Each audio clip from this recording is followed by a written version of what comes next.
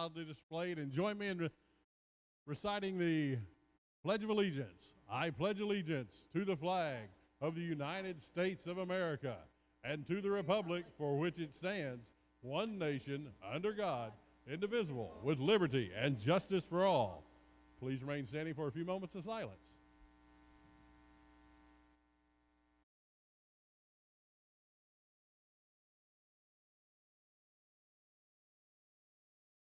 And now our national anthem.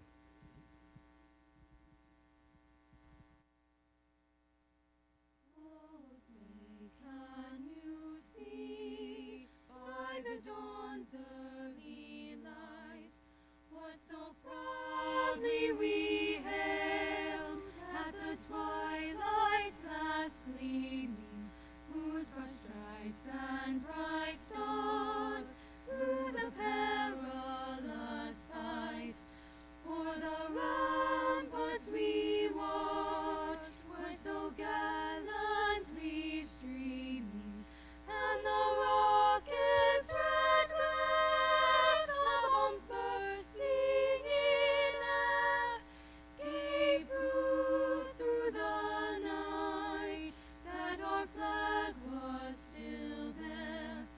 Oh, say does that star-spangled banner yet wave o'er the land of the free and the home of the brave?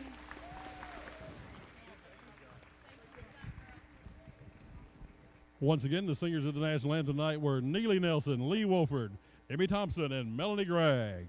Always do a fantastic job for us here at Greene County Tech. Our first contest tonight will be a senior girls action. We welcome in the Lady Lions of Searcy. Their starting lineup: number 2, Eva Roberts. Number 20, Chip Johnson. Number 21, Olivia Robertson. Number 35, Sarah McLean. And number 45, London Flowers.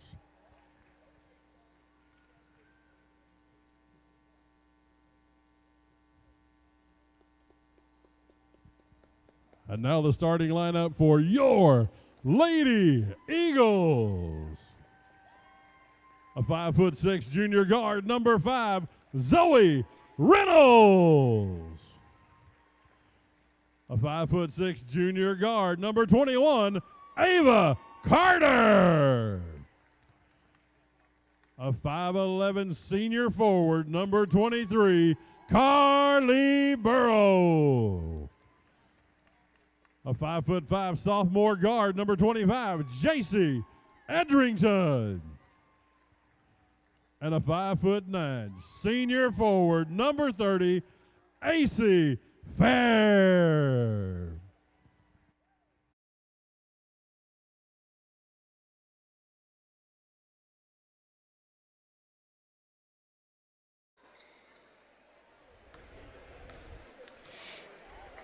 Ladies and gentlemen, thank you for tuning in tonight. We've got ourselves an exciting matchup between your Greene County Tech Lady Eagles set to go up against the Searcy Lady Lions. I am Caden Brown, and here with me I have Brady Dower. Brady, how are we feeling tonight about tonight's matchup?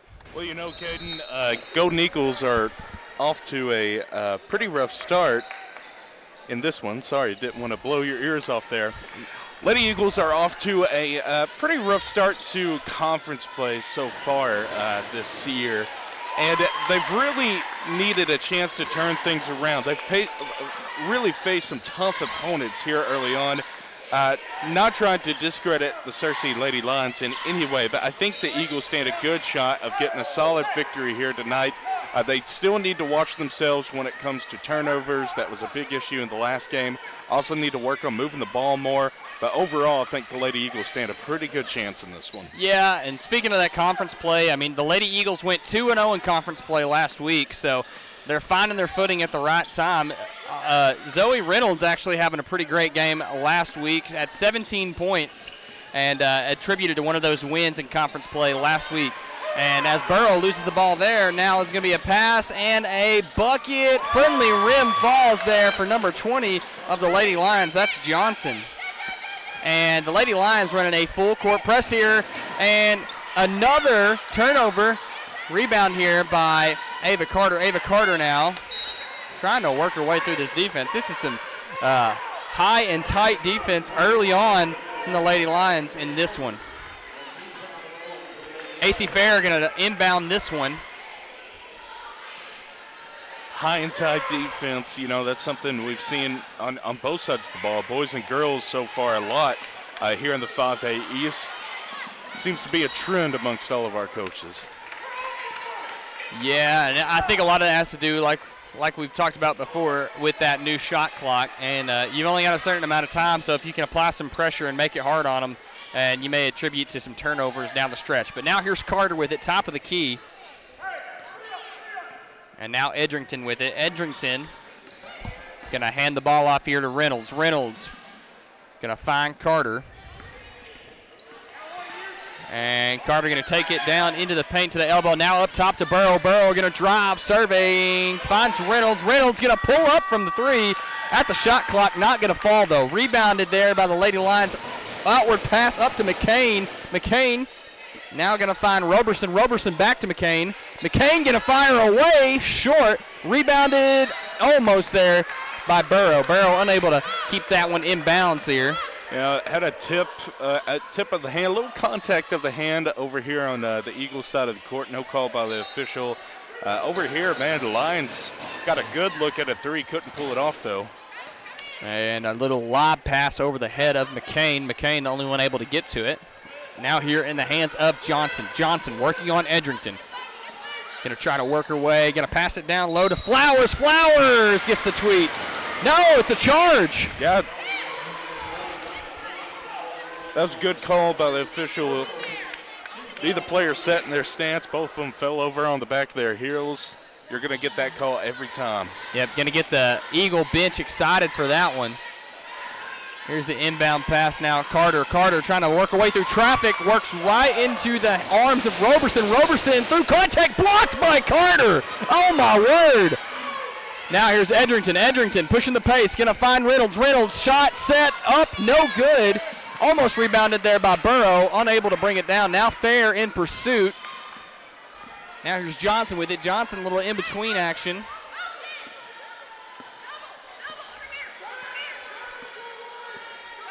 Coach Kim Sitzman is going to call for some motion offense here. See if they can get some movement from the off-ball players. And Flowers gets the ball right back up with it. 2 points for the Lady Lions. They are up big in this one to start out. That was a great pass. Found the outside shoulder. Easy bucket every time. Little goal line fade action. Always a football reference. Now here's AC Fair. Edrington going to drive baseline, kick it across. Reynolds in the corner. She's liked it early in this one. Rebounded by Fair. Up, no good. Gets her own rebound. Back out to Burrow. Burrow going to drive. Through contact, off the glass. No basket. No call either. Tried to drive it down low. Drove right into the defensive player, and you're going to get that call every time. Just saw that on the opposite end of the court from Searcy a while ago. Got to let the contact come to you, and you got to work with the contact. You can't force the contact. Yeah, you want to welcome contact, but you can't initiate it. Now here's McCain. McCain, foot was on the line. Long two. No bucket. Rebounded by Carter. Carter being trapped. Finds Reynolds. Reynolds gets away from the defense. Has Fair. Going to dribble away instead, though. Going to find Edrington. Edrington surveying. Trying to slow it down a little bit. Yeah, that was a good move just to slow things down. Wait for your point guard to get up top. That way Coach Smith can set something up, which he is now. Now here's Fair. Fair down low. Step through shot. Good. What a move there by AC Fair. Yeah, great job to work through traffic. Had two defensive players down low. Stepped right between them. Easy in, off the glass. Love to see it. Eagles finally on the board.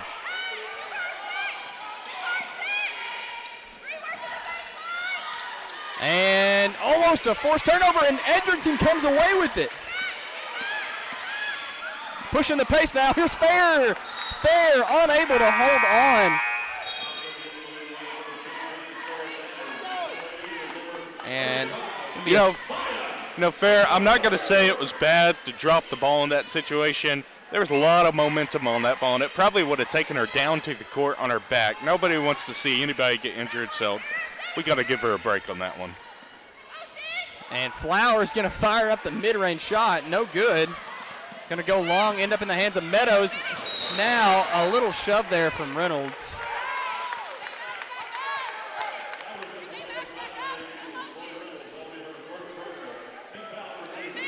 Johnson going to get the inbound pass, working on Edrington. A little bump there from Johnson. Now out to Meadows. Meadows going to find Daniels there. Now back in the hand of Daniel. Now Johnson with it. Johnson going to work on Edrington. Drive down low, through contact, shot up, no good. Rebounded by Reynolds. Reynolds going to survey. Here's Edrington with it. Edrington going to dribble up here, find Fair. Fair back to Edrington. Edrington, nice little ball fake.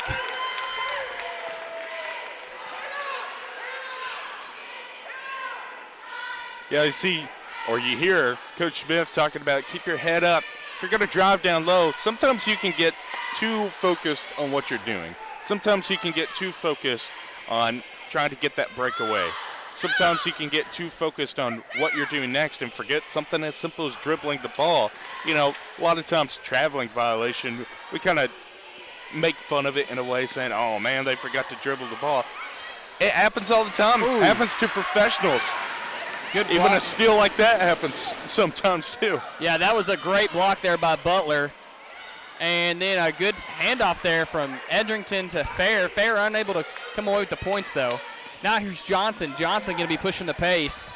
Johnson with a little in-between move. She's like that move early in this one. She's done it a few times. Johnson trying to set up a play here.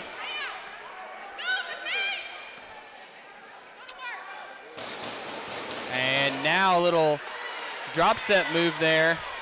Yeah, by Coach Daniel. Smith a little upset about that foul call that was missed on the other side of the court. Turned to his bench and just yelled his guts out. I think just letting some steam off. Edrington going to find Butler now. Butler.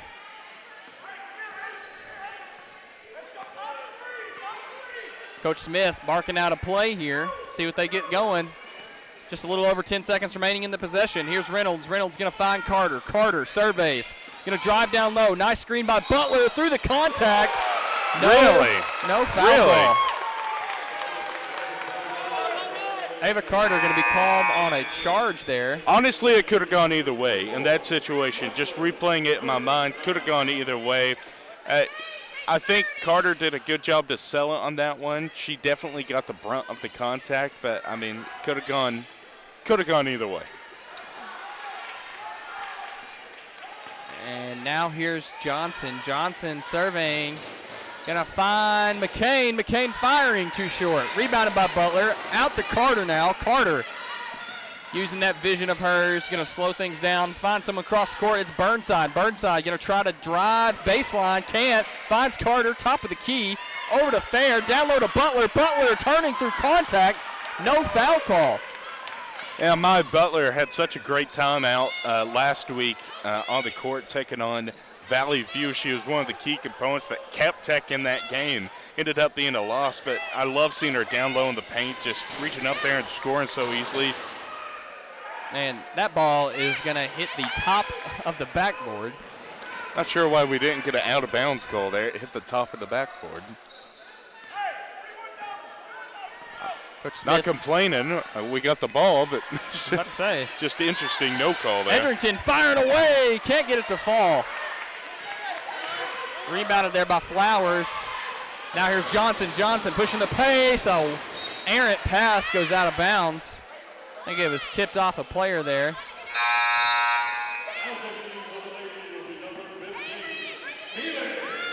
Keely Drope checking into this one.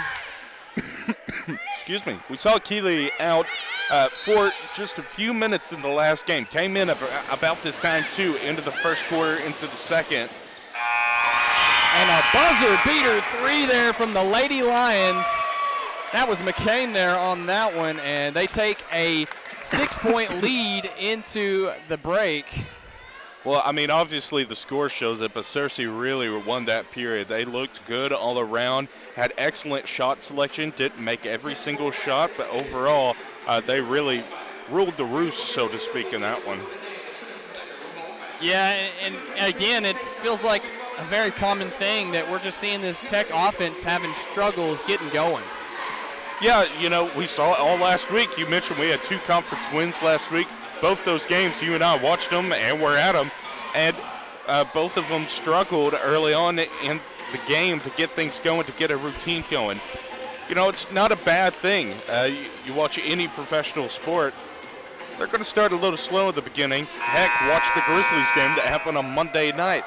There's probably, I think there was 12 total points from the Grizzlies in the first quarter. Ended up winning 136-96. It was incredible.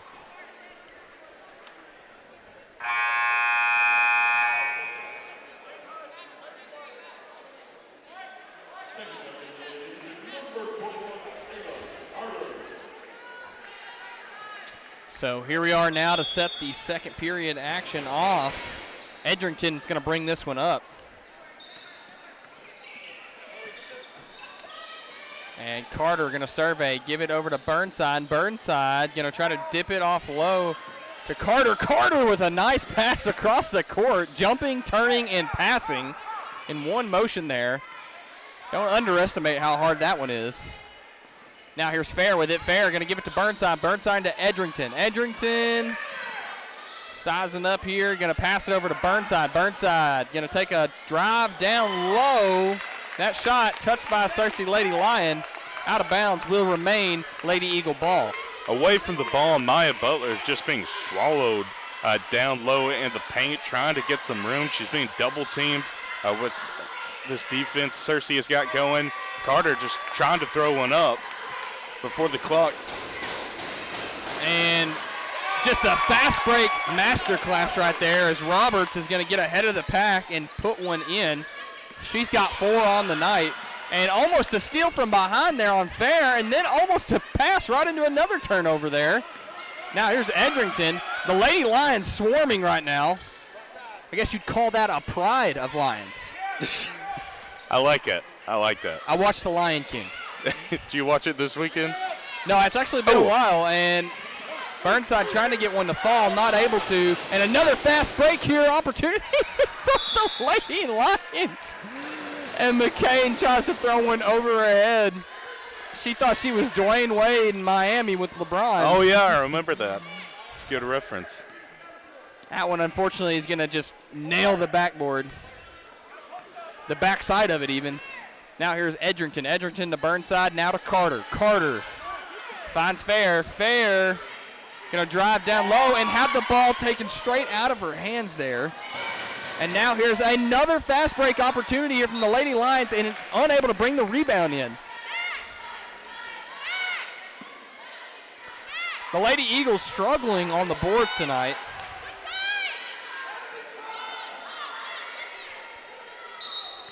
Yeah, Coach Smith telling his team, you got to be tough out there. You got to work through some of this contact. You got to protect the ball through here's the Carter contact. on a fast break. Picked it off. Up the, foul. Oh my goodness, off the glass. Butler gets it to fall. Wondering where the foul call was there. There was enough contact for it. We've been wondering where the foul calls have been for the last 3 weeks, Brady. I probably shouldn't say that. I better not. Too late, my friend. Reynolds getting ready to check back into this one. And it'll be our first trip to the charity shop, I believe. She's not going to get that one to fall. And going to be a good bit of swapping from the bench here. Edrington going to catch a breather. Reynolds checking back into this one, and a friendly roll off the glass gets that one to fall.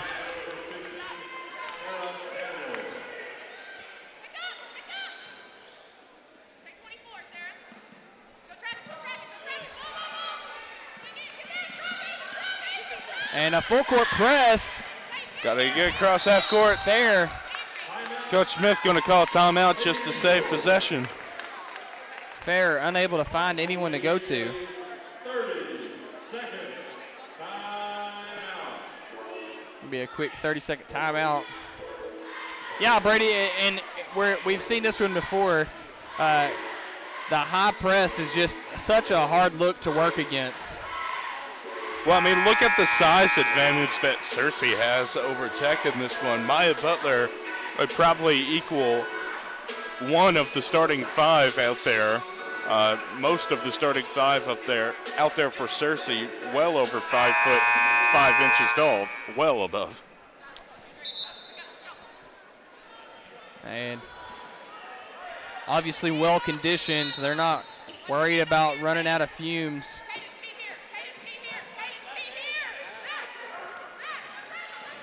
And now Fair dribbling down the sideline, finds Carter. Carter going to drive low. Contact. Foul called.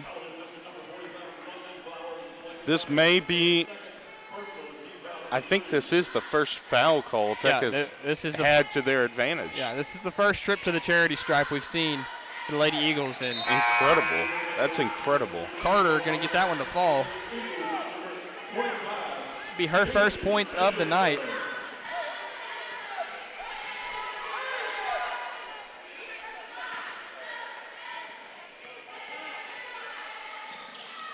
And can't get the second one to fall. So she splits her attempts. And then Burnside almost comes away with the offensive rebound, but unable to. It's a good job to get back by the Lady Eagles, play defense. Now here's Johnson. Johnson going to pass this one over to Daniel. Daniel going to drive, kick out.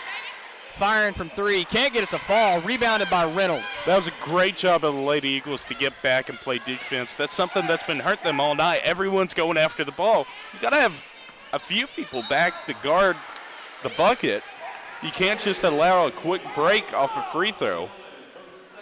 And foul called on Johnson there, just playing Edrington a little too tight. And Carter. And a nice bounce pass there, and Edrington runs off the defender. That was a beautiful pass across the court, little bounce pass into the hands of Edrington. And Johnson's going to get blocked. Butler with the block. Dishing it back, all ball. Return to sender.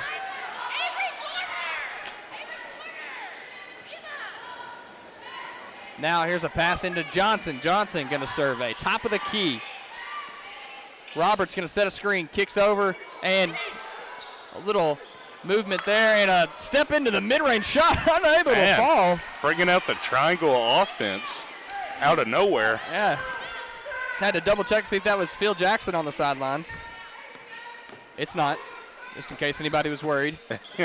Ava Carter going to throw a nice lead pass into the paint, unable to turn it into anything as Butler. Now a turnover now. Here's Johnson. Johnson working on the defense. Johnson thought about the three. Going to pass it to Roberts. Roberts cross court. Everyone's working the perimeter. Nobody's down low for Searcy. Pettis over to Daniel. And now back in the hands of Johnson. Johnson working on Edrington. Kicks out to Pettis. Pettis with a little pump fake. Drive down low. Blocked by Butler again. And finally a ball gets past Butler. Pettis with her first points on the night. A nice pass from Edrington over to Carter, down low to Reynolds. Reynolds thought about it, back up top to Edrington. Edrington going to survey and slow things down. Now here is Carter. Carter going to go back to Edrington. Edrington firing away, bang! First three-pointer of the night for either team comes with 3.5 minutes left in second period. Very out of the ordinary for Tech. And a nice quick return there by Roberts. Roberts just going to put this one up. 6 points on the night for her. No, Brady, you're absolutely right. Tech known to be very prolific from beyond the arc, and they just, honestly, it's felt like that all season. Now here's Carter. Carter drives, kicks to Reynolds. Reynolds firing. Bang! Now we're in the ordinary because once Tech starts raining the three, they tend to keep it going for a while. About to say, don't The coach for Searcy is trying to call a timeout. My goodness, had to scream it about 30 times. I'm about to say. It's crazy. I've never seen that before. Yeah, and that's a good time to call a timeout there. Don't let the Lady Eagles get hot from long range. And that's what they were doing there. 6 points, back-to-back possessions there from 3. And, yeah, Brady, once the Lady Eagles start to find themselves beyond that arc, it just opens up the entire floor for them. I mean, because all of a sudden those defenders have to come out more towards the three-point line, defending those guys tighter. Okay, well, now guess what? Now I can play it down low to Butler, or I can give it down to Fair. Fair can drop step down low. It just allows everyone to breathe a little bit more. And I tell you what's going to open up this game for Tech is here if they can start spreading out that offense, make a little room on the court, get everybody bunched up on one side. That way you have a corner open. It's going to work wonders for this team. But right now, Searcy's playing stellar defense out there.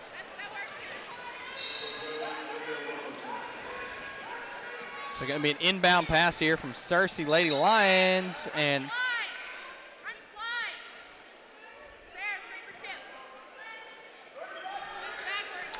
going to remain Lady Lions ball. Going to be an inbound pass to Johnson. Johnson going to go back to Roberson. Roberson down low to Roberts. Roberts can't get it to fall. Rebounded there by Burrow with a little help from Carter. Now here's Edrington. Edrington running from Roberson. Edrington turning on the Jets. Going to kick it to Carter. Now over to Burnside. Burnside thought about it. Back to Edrington. Reynolds wanted that so bad. Was wide open. Now going to give it to Reynolds. Reynolds back to Burnside. Burnside seemed a little frustrated there. Gives it back to Reynolds. Now here's Reynolds. Reynolds going to drive. Ball is ripped out, and they're going to say that is Lady Lions ball. Yeah, I think she kicked it as the ball was going out.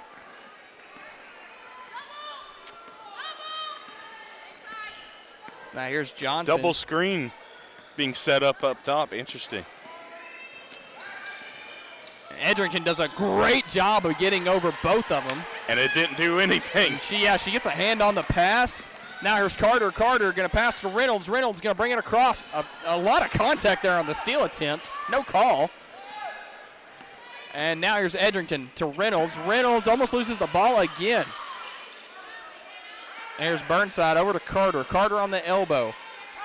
Burnside back to Reynolds. Reynolds going to give it to Edrington. 9 seconds remaining here. Almost a bad pass. Carter get a shot away. Maintains it. Carter going to drive. Kick to Reynolds. Reynolds going to try to spin. Come down low. No contact there. Can't get it to fall. Rebound there by Burnside.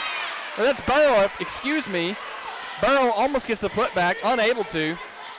And now we're going to have Johnson, top of the key, over to Roberts. Roberts being guarded by Burnside. Now there's McCain. McCain, mid-range shot. Friendly roll falls. I tell you what, on that last set offensive stand there from Tech, nobody wanted to rebound. There was only one person trying to rebound. It was Zoe Reynolds trying to get her own rebound. Everybody else was already running back to play defense. And now here's Reynolds. Reynolds going to find Carter. Carter going to change directions, drive through contact, high off the glass, can't get it to fall. Almost rebounded there by Burnside. Johnson pushing the pace, has Daniel wide open, finds her, doesn't want the shot, drives, takes her space. Whoa, a charge call. Gotta say, interesting call there.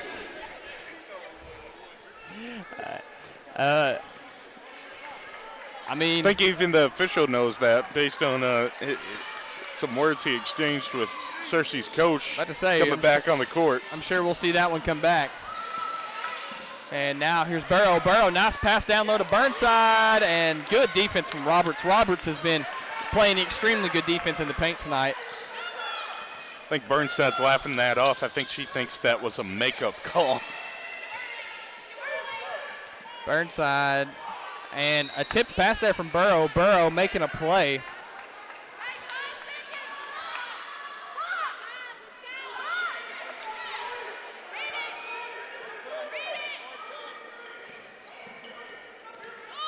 Here's Johnson. Johnson going to try to get something up. Traveling. Yep. So 0.9 on the clock to try and get a shot away. I mean, Got to get it quick. Nope. Oh, no Just shot going to at let the it buzzer. set. So at the end of half number 1, the Lady Lions leading this one 17-11. Stay tuned, though, for halftime action, and then keep watching for the second half of action. We'll be right back.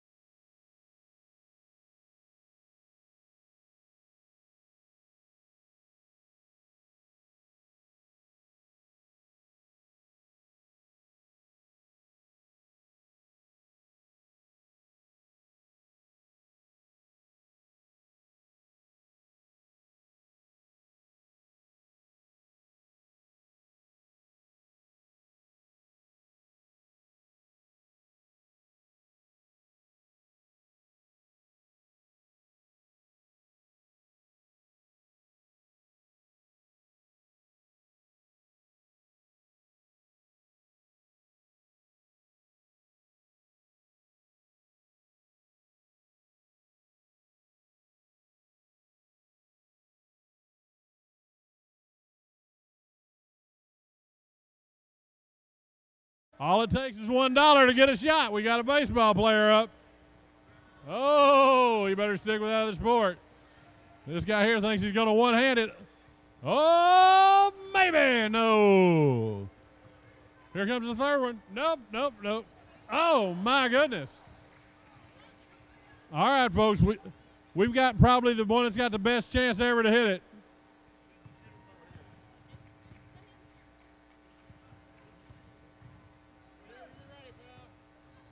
Maybe the best chance we got. Aaron, no blocking the shots. Come on, anybody else want to come take a shot at it? Oh, one more time.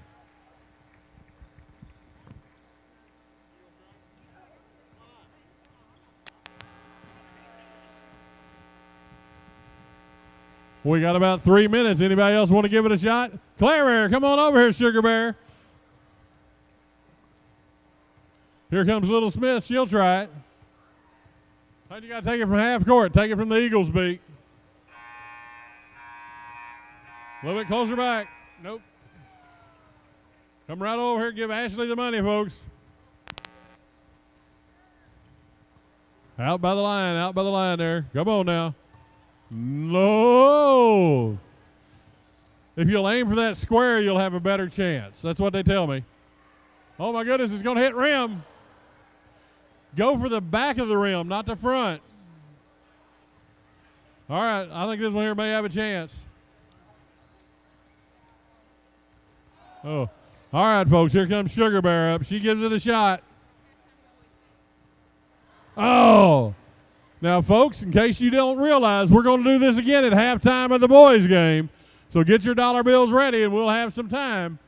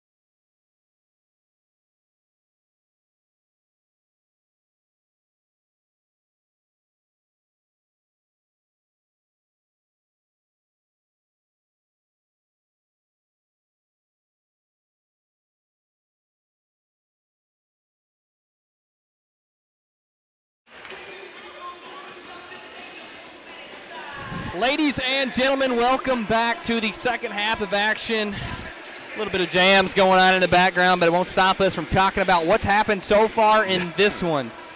We've seen a late showing of the long-range ability here of the Lady Eagles. In this one, they had two back-to-back possessions of 3 points made and not much since. So, Brady, one thing they're definitely going to have to get going in the second half if they want to kind of pull away in this one would be that shot from beyond the arc. So, Brady, what do you think has to happen here for them to maybe get that going? Two things. One, you got to spread out this offense. Plus, the sense of urgency needs to go up. I'm seeing a lot of grab the pass, pause, pass the ball. Grab the pass, pause, pass the ball. No, you need to be moving this ball. You need to be running around like crazy on that court, creating room. That way somebody may have a lane to drive the ball down low and score it off the glass. The other thing that concerns me in this game for the Lady Eagles, and it's something that can be fixed, just like any coach will tell you, you can make adjustments during the game. Lady Eagles need to get back on defense. There's too many people going after the ball. Pick one or two people who's going to be your rebounders. Everybody else get back. Searcy has been scoring in transition way too much in the first half of this one. And a quick possession there from the Lady Lions. Going to be a rebound by Carter before she's fouled thereafter. So she's going to bring this ball up. Now, Brady, funny enough, you mentioned that the halftime adjustments. I don't know if you watched the playoff game last night, and Reynolds going to fire away from 3, unable to get it to fall, and that one will go out of bounds. But the playoff game last night, the Manning cast, Peyton Manning had a funny comment, and he said it was right after the Buccaneers had a 3-and-out, right out of the halftime locker room, as a 3 gets thrown up and way over there by Edrington. Rebounded by Carter, though. Peyton Manning said, I don't know if there's ever been an actual halftime adjustment made in my entire career. So he said that's the biggest myth in sports. So I wonder if there actually are any halftime adjustments going on there in the locker room. Well, way to call me out, Caden. I mean, you're just using Peyton Manning against me. You know that's my guy. I got to do it. Oh, come on now. You didn't believe it. You totally thought there were adjustments that can be made. Up until Peyton Manning said No, it. he completely changed my life. I mean, with that right there. A Broncos simp. No, I'm a Peyton Manning simp. That's what it is. He says he eats 2 oranges and then goes to the bathroom, and then coach is like, all right, let's go. I'll believe it. But a quiet start here to the second half of action. Neither team able to put points on the board yet. And now here's Fair with it, trying to make something happen. Going to start to face up, but nothing comes out of it. Reynolds going to drive baseline, kick down to Burrow, back to Edrington. Edrington, the unfriendly roll, in and out. Can't get it to fall. She's hit 1 already. Was trying to get our second there. So now here's Johnson. Johnson working on the defense. Step into a long 2-shot there by McCain. McCain wanted a foul call. Now here's Carter. Carter Euro stepping. Jelly finish at the rim. Oh, my word. What a play. Where's Region 8 News? Because that should have been on the highlight reel. That coast to coast, the hang time. That was crazy. Beautiful. Yeah. I hope courtside camera got that. That was a beautiful play. And now here's Johnson. Johnson loads up, fires away, won't go. Rebounded by Reynolds. Reynolds going to find Edrington, being chased here by McCain. Now Carter. Carter seeing if she can get heated going on in the second half here. Edrington going to find Fair. Fair to Carter. Now here's Reynolds in motion, catch and shoot. Can't get it to fall. On target, just a little short on it. And, Zoe Reynolds.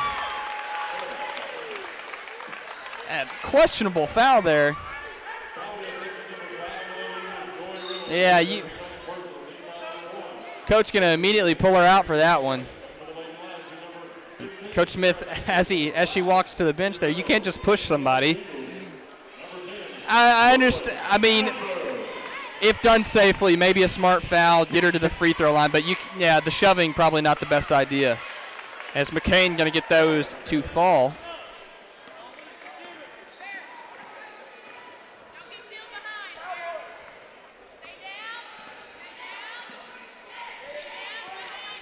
And now almost a great pass there from Carter. Burrow unable to get a hand on it. Burrow almost making an incredible play. A quick inbound now to McCain. McCain at the rim finishes. Timeout, Golden Eagles. And man, that was just a situation pretty inexcusable right there. You've got to be set on defense. From the moment the ball enters the court, your eyes have got to be ahead of you. You've got to be paying attention to who's on the court. Court awareness is something we talk about constantly here on the air, and the lack of it right there was pretty apparent. We hear Coach Smith giving talking to over there on the court. Yeah, Coach Smith expects a lot out of this group of girls he's got because it's a very talented group of girls. Absolutely. So, he's going to hold them accountable. And, that's, points to him. When you have great athletes like he has on this roster, you're going to hold them accountable. And, sometimes that's a hard pill to swallow. So, sometimes he's got to let them hear it. And as athletes and as competitors, I speak for myself. I wouldn't have it any other way. Sometimes that tough love is what you need to get you going. If there were a definition for coach, it would be tough love. Yeah. Put it in the dictionary. Yeah, and I mean, that kind of coaching right there, in my opinion, is what brings the best out of players. So You wouldn't want someone who just kind of lets it go and it's like, it's okay. But no, build on it. You know, let's see what we did wrong. Let's break it down and let's see what we can do better next time. As we're going to see an errant pass there. And now Edrington saves it. Into the corner is Burrow. Burrow, nice little step, drives in. Hook over the defender. Oh, my word. That was incredible. I'm about to say, I got a little excited there. That was a little voice crack. Yeah. Little Kareem Skyhook there from Carly Burrow. Oh, that was a great reference. That's who I was thinking of. I was going to say the exact same thing. And Meadows tries to replicate it there, and it doesn't work. Now here is Carter. Carter going to serve a kick out. Going to find Burrow. Burrow really thinking about that three. And now Edrington going to slow things down a little bit. This is what I'm talking about. You've got the entire defense spread out across the court. Through is it makes fair. room. It makes room. She didn't make her shot there, but she had room to make it. And an interception, easy reads there by Ava Carter. Green eggs and ham. Now she's going to finish on the other side of the court. Good call, good call. Carter was already here, coming down after shooting her shot.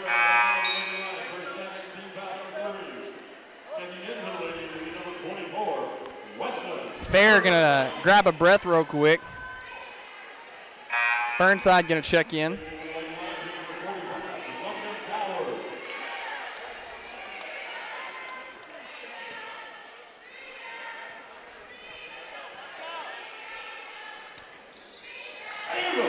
And Ava Carter gets the old-fashioned three-pointer, giving her 4 on the night. Makes her the scoring leader for Tech so far. Yeah, and the points have really been spread amongst the Lady Eagles tonight.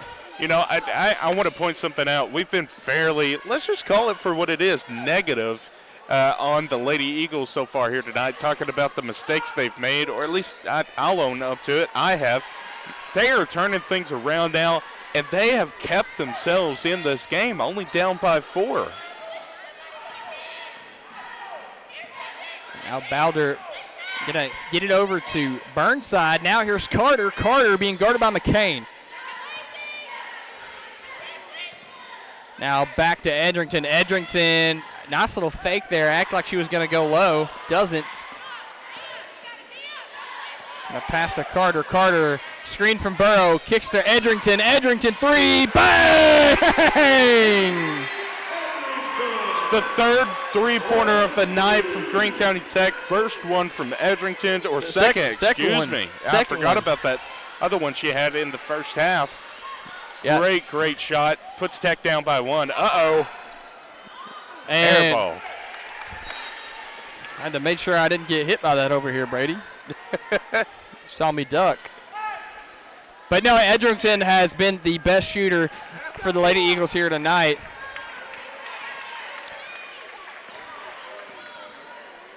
Be a little handoff action now. The Burnside to Burrow. A nice little backside cut there from Carter. Gets her own rebound. Gets her rebound again.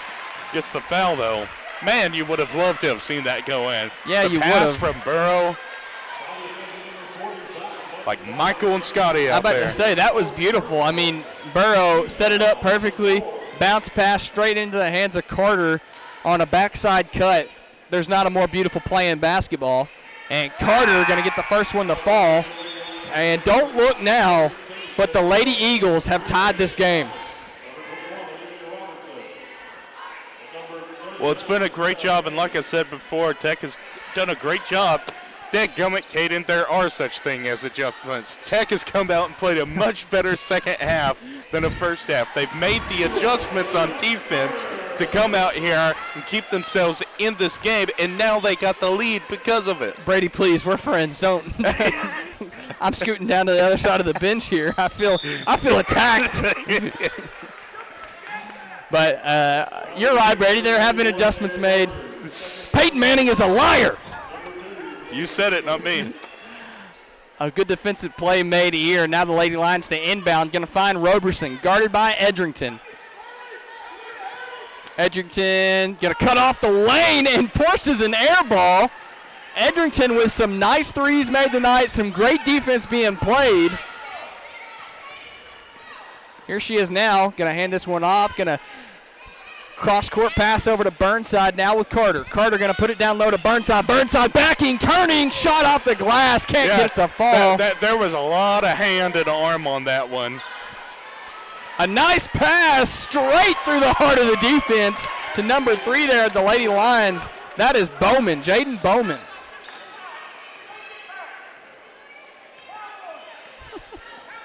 Coach Smith. He's screaming about the thing that I said earlier is you've got to get back and play defense.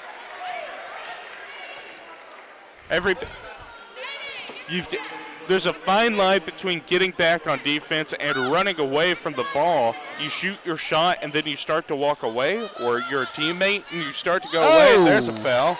Oh, they call traveling. Coach Smith not happy with Burnside on that mistake right there. Yeah, McCain opening the corner, making sure they know that, and Roberson going to dribble straight up and shoot. Don't ever do that again. There is only one person in the world who can walk across half court and shoot the ball on a whim. And I'm commentating the game right now. No. If that were true, you'd be out there with $1 at halftime trying to score across half court. No, Brady, I don't carry cash. And now here's Burrow. Burrow surveying top of the key. Neither does Steph Curry, but you sure ain't Steph Curry. No, I'm definitely not, Brady. Don't do that to me. Now here's Burnside. Burnside, oh, a nice crossover into contact. Rebounded by Burrow. Burrow got the putback. Tech holding on to that 1-point lead. Carly Burrow, one of those players you think about when you say big-time players make big-time plays in big-time moments. And Tech cranking out the zone defense, and it works to their favor. They're going to get the ball off the arrow here. They are really turning things around here in the third. Yeah, Brady, like I told you earlier in this one, they came out of halftime with some great adjustments, and you can just really tell. Oh, yeah. Yeah. You can really tell that they've turned this one around.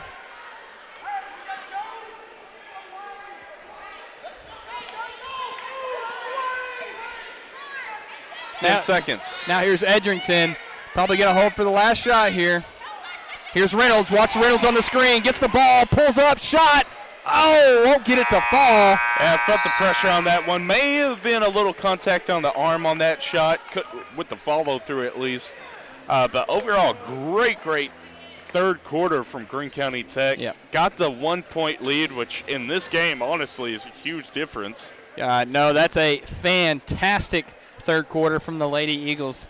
That just all around good defense being played, and it's not pretty defense. It is, in the trenches, contact, physical defense being played here, and they're closing out on the shooters. They are doing a much better job of closing out on the shot. And Brady, when you're doing that, it's like getting put up on a podium and you're left speechless. You want to get to your favorite look. You get there, all of a sudden, you don't know what to say. You're at a loss for words, so you don't have that shot. You kind of start to panic. You look for your second option.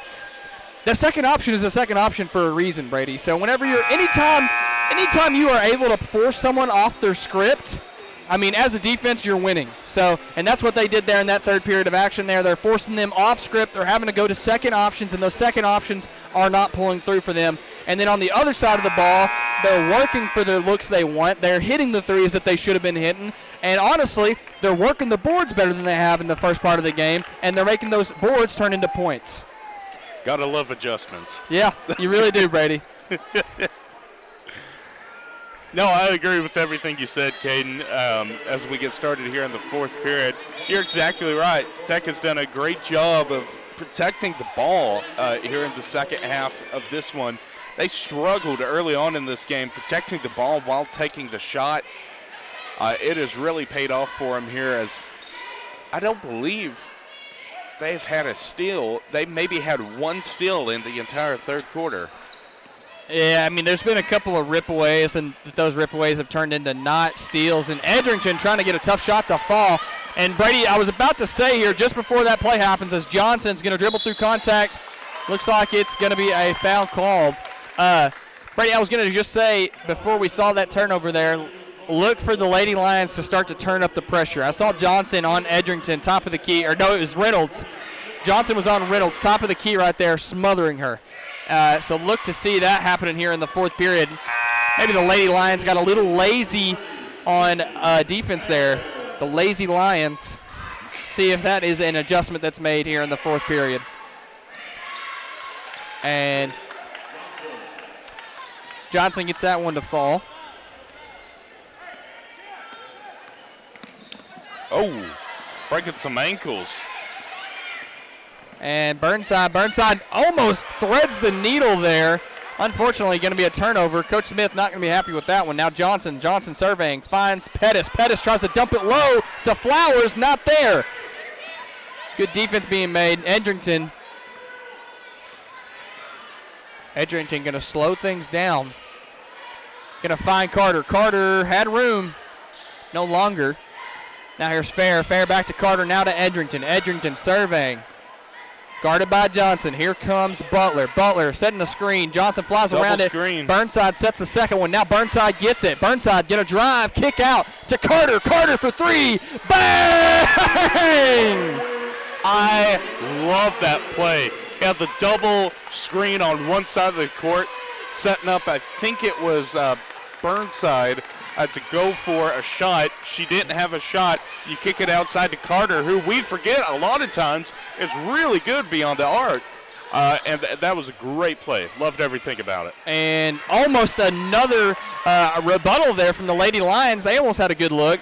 Flowers unable to get it to fall, though. Now here's Edrington. Edrington being guarded by Johnson. Johnson playing some tight defense here in this second half. Edrington was wide open there. Butler has it. Now to Burnside. Burnside driving, hop, step, jump, can't get it to fall. Will be a foul, though. She'll take a trip to the charity stripe.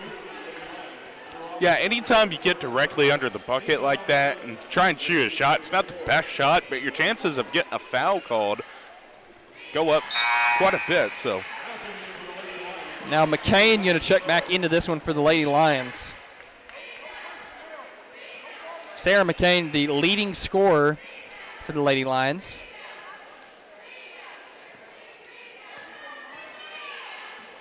And Burnside going to sweep those attempts.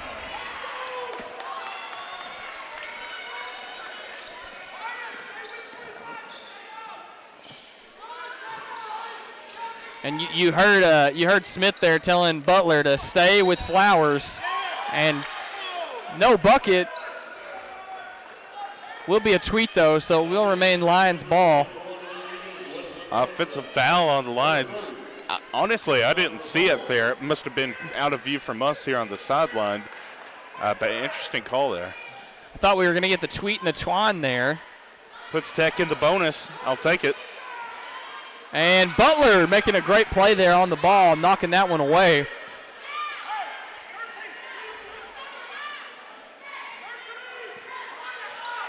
There's a misconception. I'm clarifying this for the person behind me who's screaming foul. You can reach over somebody's back. It's the contact that comes with it. It is not a foul to reach over somebody's back. Burnside going to find Edrington. Butler begging for the ball down low. And now here's Carter. Carter going to take the handoff, going to spin around, trying to find defense. Now going to give it to Fair. Fair driving up through contact. That ball is going to go sky high into the hands of McCain. McCain, the leading scorer for the Lions, charging towards the basket. Euro stepping, scoring for the Lady Lions. It's a great possession there by the Lions. It's been a while since we could say that. They're coming back in this one, and just like Tech was for 3/4 of this game, they're sticking around. Tech has got to get some more points on the board. And Fair not able to find anybody, almost out of options there. Going to find Edrington, though. Edrington working on Pettis. Going to hand this one off to Burnside. Burnside going to drive low, try to kiss it off the glass, and almost an incredible shot. It bounces in and out of the rim. And it's going to go. Jump ball called. Honestly, could have been a foul called on that one. There was a lot of contact on the arm. A ball over to McCain. McCain, the leading scorer for the Lions, and Johnson trying to make some magic happen. Unable to, off the rim, into the hands of Butler. And now here's Edrington. Edrington fouled super hard. Call a timeout. Coach Smith is right in front of us saying the same thing. Where was the foul? All the contact. There was no foul called. Yeah, no foul called there. And, she got knocked on the ground. She literally got knocked on the ground. that would have been a yellow card in the World Cup we just watched back in December, Brady. Well, throw up the card for crying out loud. Throw up a flag. Just give me something. Well, it's a 3-point ball game, Caden, here in the fourth. I'm really impressed by Tech at this point in the ball game. They've gotten the lead. They've been able to hold on it. They're doing everything right on defense now. They've got that rolling like a fine-oiled machine. Now they really kind of need to step it up on offense. They really need to get some points on the board. They're running their plays to a T. It's just nothing's going in.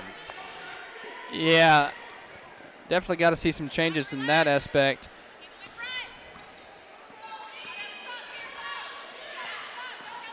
Now here's Edrington. Edrington trying to speed things up a little bit. And an easy read there. One fish, two fish, red fish, blue fish there from Pettis. Oh. Pettis smokes the layup. Rebounded by Johnson. Johnson gets it to fall. Yeah, Johnson gets the fall, but I'm so impressed by Ava Carter every time she plays defense. She knows how to time it just right to where she's not getting any hand-on-hand contact. She's going after the ball. That was a great job to try and block the shot. And now here's Fair. Fair going to find Carter. Carter driving in. A lot of contact. Finishing over the defender almost. Rebounded by Butler. Up and in. The tweet and the twine there from Butler. You know, my Butler, kind of the unsung hero of this entire Tech offense. She plays down low in the paint. She's the master on the boards of this team. But we always forget that, you know, with her size advantage down low, she can be quite the threat as well. And I love seeing her when she gets foul contact because she's always clutch at the free throw line as well. She knows her strengths on this team, and she really performs up to it. Yeah, and funny enough, it's not the first Butler we've seen in Tech basketball making some fireworks. Little shout out to Zane Butler. And some nice ball movement here from the Lady Lions. They're moving the ball extremely well here in this fourth period. You know, this is such a back-and-forth game. It almost seems to be going in slow motion. Both these teams are just right on top of each other. I would love to see Tech get a three and just suck the energy right out of Searcy as traveling is called on J.C. Edgerton. That's the second time tonight she's been called that. Timeout Searcy. She just gets a little too focused, I think, on where she's going with the ball. Yeah. Or rather, she gets a little too focused on what she's doing with the ball rather than where she's going with the ball. Yeah, and right there, a little give and go. I like that play call a lot there from Coach Smith.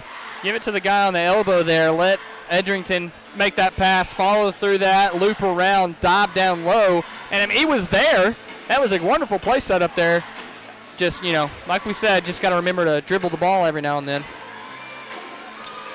Well, something new here at the arena starting tonight. It would seem benefiting athletics, I believe. I'm not 100% sure of that. They are having a half-court competition. During the halftime of the girls' game, they had that. During halftime of the boys' game, they're going to do it again. We both kind of thought about jumping down there and going for it a while ago. Yeah. Like I said, Brady, I just don't carry any cash on me, so. I don't think I got 2 quarters to rub together, honestly. Yeah. We are. People have been telling me for years I don't have any sense. So. Hey, we got to talk about this. They're not over there now, but our little distractor friends over there in the away student section were here last week doing an awesome job distracting free throw wise. Hopefully they'll make their way here for the boys game. Not been a lot of foul calls in this game for them to work with. Yeah, Brady. Wouldn't have made the huge impact they did against that Nettleton team we had in here a few weeks ago. The Junior Railroaders. That's the better name. And McCain firing away from 3. She fell down so late after that shot. I mean, That ball had hit the rim by the time she hit the court. That was the first open shot McCain has had beyond the arc in quite a while. Shows you how tight this Greene County Tech defense has gotten. Yeah, and it's kind of surprising she didn't get that one to fall. Sarah McCain has been a bucket for the Lady Lions all night. Now here's Johnson. Johnson pushing the pace, going to slow things down. Guarded by Carter, going to pass it to McCain. McCain stops, turns, almost gets it to fall. Rebounded by Edrington. Edrington everywhere in the stat box, or excuse me, the box score, whether it's assists, rebounds, or points. Well, it's a 1-for-1 coming up for J.C. Edrington right in the nick of time. You got a 2-point lead. These free throws would help out a lot.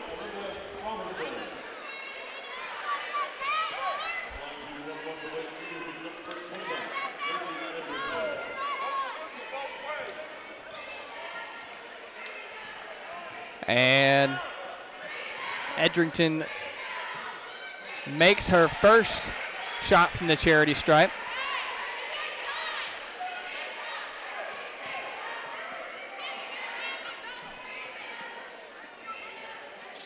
And can't get the second one to fall. Rebounded by McCain. Going to find Roberson.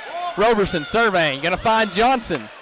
Johnson back to Roberson. Roberson fired away earlier. Not going to this time. Johnson maybe has the green light this time. Doesn't. Gives it to McCain. Back to Roberson. Roberson puts it down low to Robertson. Instead, Roberson to Robertson.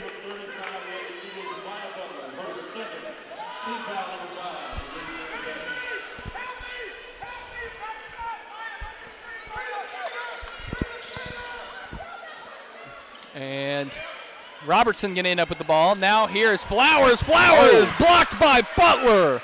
Butler has so many blocks, Brady. Hey, so many. Off the top of my head, I think it's around 4 so far in this game. Perfect example right there. Doesn't matter if you're behind the player you're defending, you can still reach above them and tap the ball. Yeah, and with Butler's length, she can just impact the game so much. And she certainly has. She certainly has. I believe those back-to-back three-pointers the Lady Eagles had in the third quarter were because of her 2 rebounds she had, if memory serves me correct. And Johnson going to sweep her attempts there. He's going to make both of them. Tech 1-point lead, holding on to it, and they're doing a good job of staying on top. I just would love to see a big moment here, a big 3 that, like I said a while ago, just kind of sucks the energy out of Searcy. See what they can find here. Here's Carter in the corner. Got to see her earlier. Wide open. Timeout from Searcy. Ava Carter wide open in the corner. I believe that's why Searcy's taking a timeout. That's like the 3rd time they've fallen for that. Yeah. Got everybody bunched up, thinking it was going to be a line drive right down the paint. Well, Brady, the way they're setting that play up is they're coming up court. Edrington's going to pass that one over there to the elbow. You're going to have someone up right here, top of the key, pass it back to her. She's going to dive down. Whenever you dive down the way the Lady Eagles have tonight, they're going to cut straight to that basket. You draw so much attention from the defense. They're all going to draw into that. They're going to guard the basket. That's what any defense is going to do, especially in a zone defense in high school basketball. Whenever you have that hard cutter straight to the basket, it draws so much attention. You hold that as long as you can. You bring all the attention you can bring. At the very last second, you find Carter in the corner. She's going to have so much space. If she has the green light, she pulls it. We've seen it so many times tonight, Brady. Tell me you're a football coach without telling me you're a football coach. You broke that down like it was like you were Peyton Manning, honestly. Brady, you're making me blush. But, I mean, it's been a great look from the Lady Eagles tonight. And, I mean, they've run it perfectly every single time. Right there, just holds on to it for a little too long. Like I said, it's all about the timing in that one. You can hold it for just the right amount of time, but if you hold it for just a second too long, that happens. The defense finally gets there, they wrap around you, and you've lost the possession. Well, it's coming down to these final few seconds, Caden, so we'll see if Searcy can get a shot away. And a massive turnover. A massive turnover. Yeah, and Searcy's coach having to remind everyone, yeah, you may have turned it over in a key position, but you still got to play defense in this one. It is not over yet, but that was a huge turnover. Yeah, Lady Eagles definitely going to try to score here. Really surprised they're not trying to trap somebody here. Oh, there's a foul. Yeah. Gonna give Carter a trip to the charity stripe here.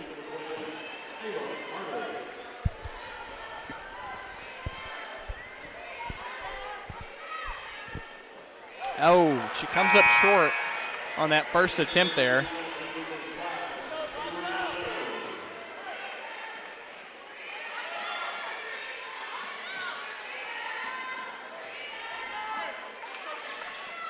And makes the second attempt.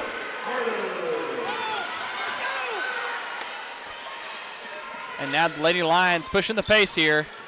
Here's Meadows. Meadows guarded by Edrington. Edrington locked her up. A wild shot thrown up. That was a late whistle if I ever saw one. Shot was already away and across the bucket before the whistle was called.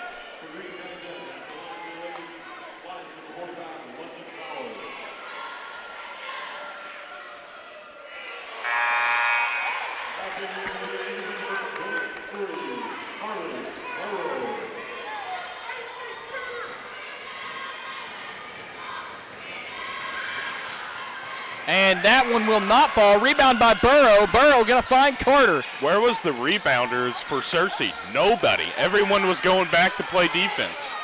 And now here's Edrington. Edrington spinning a defender out. Coach Smith going to call a timeout here. Going to talk. That was so interesting to me. You've got to fight for the rebound. Nobody was there to rebound for Searcy. They just gave it up to Tech. Why would you do that when it's such a close game? Yeah, the only thing I could think was maybe just didn't. Well, to be fair, in the defense of the Lady Lions, a terrible bounce for them. I mean, that hit the side of the rim and went straight to the sideline. So I mean, maybe that has a little bit to do with it. But I mean, yeah, I think that's what I'm going to credit it to. I think that was the issue. No, you're right. You're right. Now that I think about it. That has just been such an issue in this game for both teams at getting back and play defense. Yeah. And Brady, here we are in a tight one. It's 35-33. Coach Smith going to call a timeout. See what the magic clipboard holds. One of my favorite assessments of a basketball coach is their ability to draw up something after a timeout. I mean, I just love it. It's one of my favorite parts about the sport. And you can get such a beautiful look out of the timeout. And I'm excited to see what we see here. Well, Searcy's going to be fouling you as soon as the ball is inbound. They should be. You've got 24 seconds to work with. Tech's going to be going to the free throw line. If they make both, it's still a one-possession game. So all you can do is inbound the ball as quickly as you can.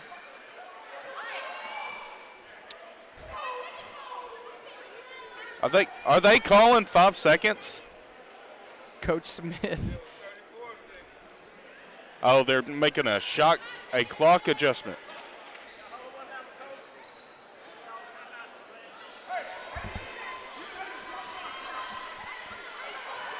No, not a clock adjustment.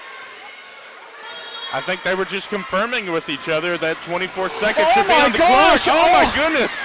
How do you miss her? Edrington doesn't get a foul call. Carter's going to steal it. Somebody's got a foul. Give it to Edrington. Nobody's got a foul. There it is. Oh, my goodness, Brady. I mean, Carly Burrow was wide open. Heading towards the basket. That was the beautiful play that Coach Smith drew up at the timeout there. And as mad as you want to be about the ball not going to Burrow, I'm just impressed that they got it in and took like a good more than 8 seconds off the clock. Yeah, they maintained their Searcy was not ready to foul. I don't know what happened. And Edrington going to make that first free throw. Brady, we were asked to kind of give our player of the game early in this one, and there's about 4 girls that I could name you that could probably get the player of the game for me. I think I get, in my opinion, the player of the game in this one, Edrington. We saw some great plays from her, and not just the scoring category, but she is quite literally the second leading scorer in this one. She only trails Ava Carter. But Edrington has got steals on defense. She's played great defense. I mean, I've seen her cut off the driving lane so many times in this one. And then we saw her hit the 2 threes in this one. In my opinion, Edrington has played a great game. You know, for me, Caden, it really came down to two people. Maya Butler has done a great job in this one on the offensive board. She has really helped Tech keep in this ball game. She's never going to be the top scorer of the game, but let me tell you, she has made a huge difference in this game. I'm going to go with somebody who has really been under the radar this game. That's Carly Burrow. I know we've mentioned her name a few times. She has been open. She's gotten a three-pointer to her name. She has had an outstanding night as far as just playing offense on this team. She has done a great job out there moving the ball. I respect those things. Yeah. Of course, Carter is always going to be in the mix with her points she has at the end of the game. Edrington is always a solid choice, but I got to go with my gut, and I'm going to say Carly Burrow, player of the game. I was about to say, two great players. And like we said, there were so many options you could have chosen in this game. It was a great game by several of the Lady Eagles. And just a prayer thrown up there by Johnson, rebounded by your player of the game, Carly Burrow. And she'll head to the free throw line for a couple. But, yeah, for me, J.C. Edrington, and for Brady, Carly Burrow. Those are our two player of the games in this one. Well, if she makes one of these, that'll be a two-possession game, which will very much be the dagger. Help out Tech.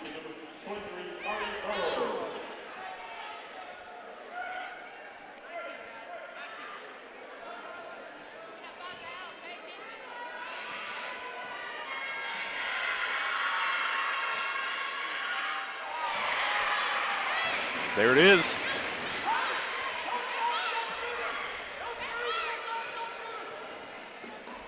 And that's what we're hearing from the bench. Just let her shoot. Just let her shoot. With 8 seconds left, just let her shoot. And there it is. And that'll seal it. A Burrow with another rebound. And with that, 38-33, your Lady Eagles come out on top in this one.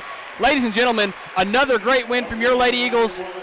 An announcement to everybody in conference play. Watch out, do not let the Lady Eagles get hot. So at the end of this one, 38-33, stay tuned. Me and Brady will be back on the call for the boys action. We'll see you then.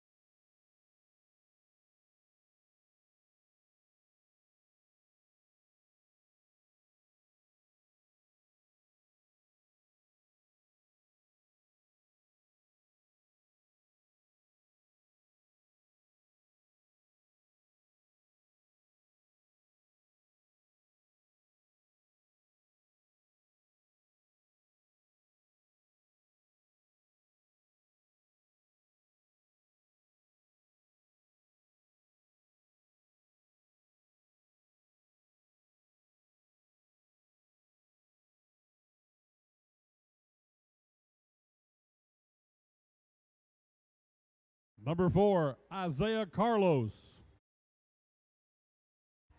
Number 5, Zyron Williams. Number 11, Bryce Theobald. Number 12, Jaden Duffy. And number 40, Jaden Supratman. And now starting for your Golden Eagles. Number 1, Jonah Lane.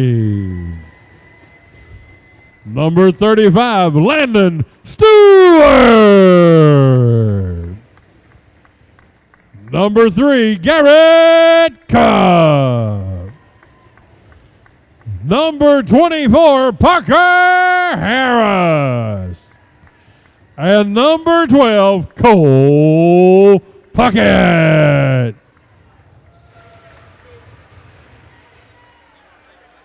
And welcome back, ladies and gentlemen. Eagle Arena here on the campus of Greene County Tech. Our second matchup here tonight between your Greene County Tech Golden Eagles and the visiting Searcy Lions. It's Brady Dowler and Caden Brown in the stands here to bring this one to you as we get ready for tip-off.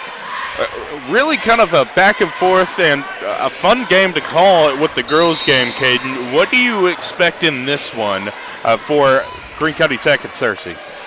The biggest thing for the boys in this one, Brady, is you've got to be able to control what you can control. Don't worry about anything other than the game plan you practiced all week coming into this one.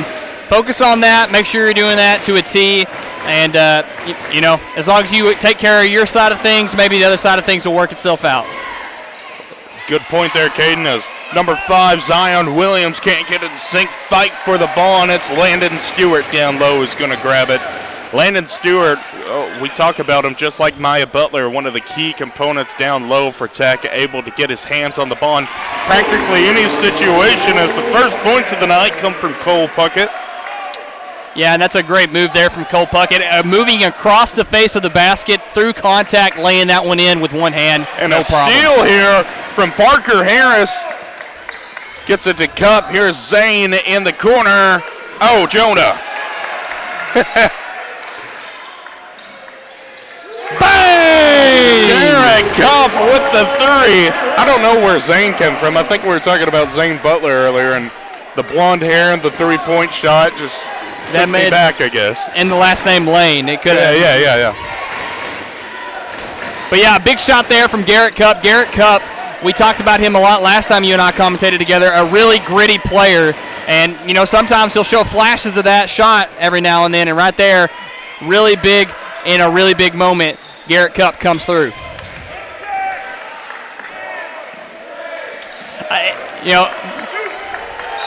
And they're going to call jump ball on that. There's a lot of ball on that jump shot call, Caden. Not complaining, it still goes to Tech. Yeah, a millisecond away from being a 24-sec violation and, a shot clock violation. Eagle defense probably would have liked a lot to have that one early in this one. That's a real big statement. Something to point out here, Brady, early in this one, Parker Harris starting in place of Benji Goodman. Yeah, we were talking about that before the game. Benji Goodman on the bench to start this one. Foul called here. This one's on Searcy. It's a non-shooting foul, so Tech gonna stick with the ball. Would have been Garrett's second shot, he's going to try to make up for it here. Oh, Almost gets the friendly bounce to fall. Yeah, kind of sat on the back iron, doesn't roll in though. Here's Searcy with it now, trying to get their first points of the ball game. And if he would have got that one to fall there, that would have been 6 points, 8 unofficial, because that first layup didn't count for him. But he's coming out hot here. No good on the three-point shot from the corner. That was Jaden Duffy trying to get it to sink. Tech on there, and the pass, the finish. Parker Harris with the assist off Cole Puckett. Love to see it. And Brady off wide open down the lane. I was about to say, Brady off to a 7-0 lead in this one very quick, like they were shot out of a cannon. The boys look like they came to play tonight. Three-point attempt there from Zyron Williams. Can't get it sink, nor good is the putback from Duffy. Cup outside trying to get it lane. It's intercepted in transition. Gets it to sink. Takes a hard fall to the court. That's number 11, Bryce Theobald, who does not get a whistle. But he will break the seal for the Lions. Good ball movement here from Tech as here's another three from the top of the key. Bang! Parker Harris with the three. Tech off to a hot start in this one. Yeah, and this is exactly what Tech wants, and this is what Tech fans want. They want to see high-flying shots from beyond the arc, and they're seeing it a lot tonight.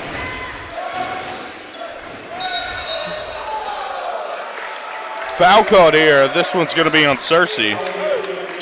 And we got two subs getting ready to check into the game here for the Eagles. We've got Benji Goodman and Ripken Tucker. Yeah, number 4, Ripken Tucker, got a little bit of playing time when we last called the game together. One of the younger guys on the team. One of the younger guys on the team, but definitely has been playing a lot in this season so far.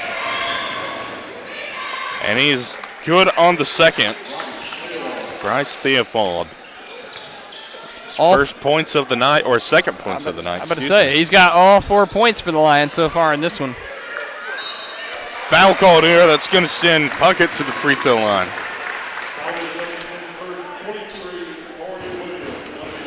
Really good there by Cole Puckett to turn around and know immediately that defender's going to be jumping to try to block that shot. Hesitates, waits for a second, lets that defender get up, and then goes into the contact. Cole Puckett with one of the more interesting free throw shot styles on this team. Definitely puts that left foot back on his shots. Tends to work for him, though, as you can see.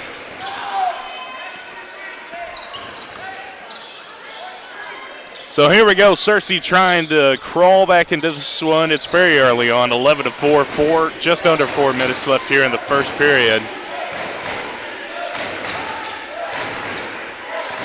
Off the screen, trying to find some room. Beautiful Quick pass down low. Triple threat off the double assist there. That was number 24, Ricky Love. 23, excuse me, Williams.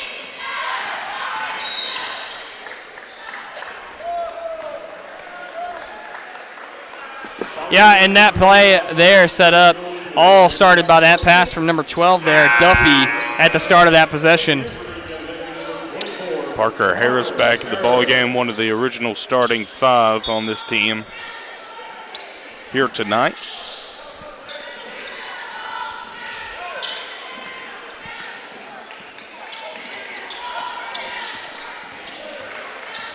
Oh, Ripken Tucker leaving the door open.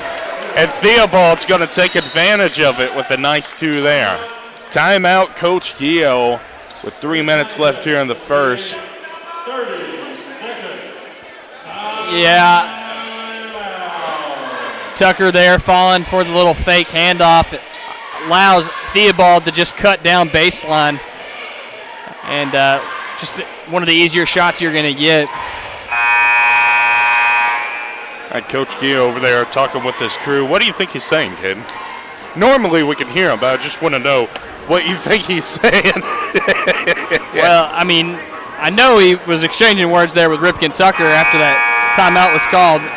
He immediately told Jonah Lane to check into the game there. And we've talked about this before. Coach Gio has a bit of a short leash sometimes. But as we've also said, that develops a player a lot faster than you'd think because, you know what, they don't like getting pulled out of a game early in it. So, I mean, they're going to work on the mistakes they're making, and they're going to refine their game almost organically. Yeah, I called a whole timeout to talk to Tucker there on that one, which, like you said, definitely pays off at the end. Loose ball here. Cole Puckett losing the handle, gives it up to Searcy.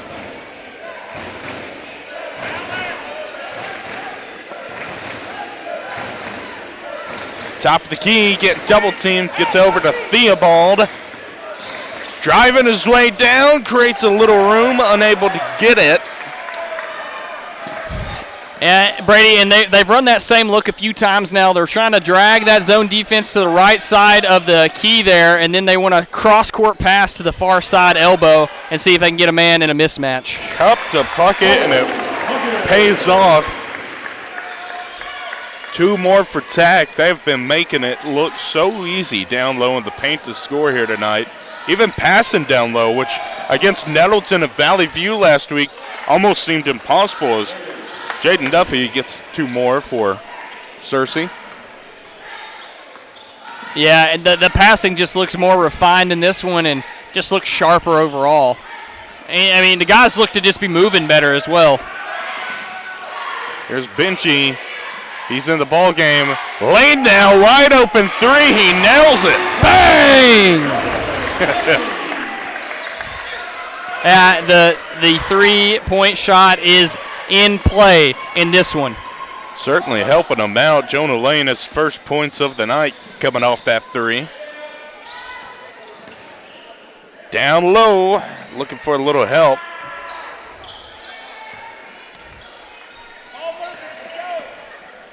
"12 seconds on the shot clock. Searcy trying to make something happen here, trying to work around this zone defense. Nothing's available. Traveling should have been called there. Instead, they're going to get a 3-pointer. Isaiah Carlos with the points.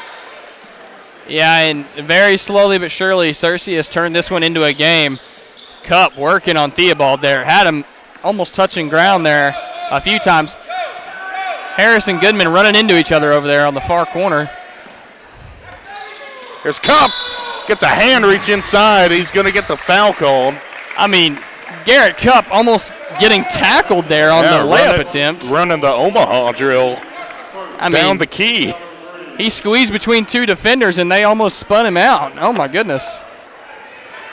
So here's Garrett Cup at the free throw line for 2. Misses that first one. Be 32 seconds left when time resumes here in the first, so no shot clock when Searcy gets the ball back, if they do. Can't get that second one. The rebound, the putback, no good. No good there. Ball looks like it went out of bounds with Searcy on the ball, but it's going to stay in play. Back outside, could have been a charging call there.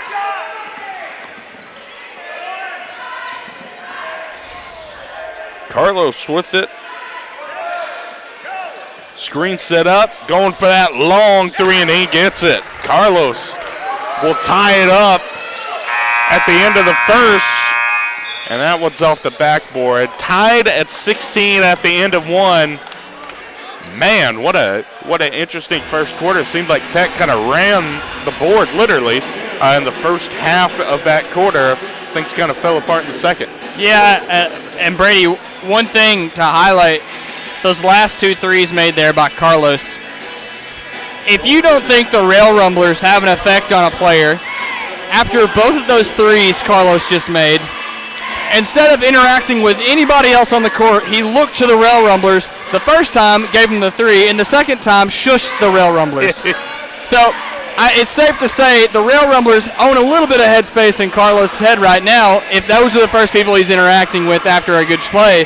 But no, I mean, good play down the stretch there from Searcy. They started to kind of pull their way back into this one, and a lot of that came from poor offense leading to good offense on the on the Lions into the court.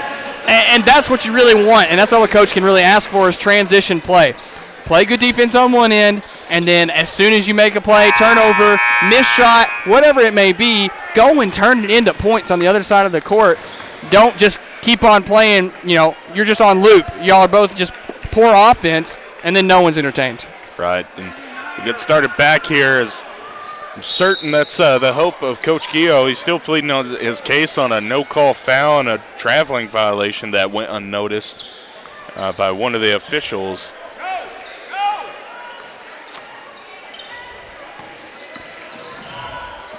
Searcy really likes that fake handoff game. I've seen that a few times tonight.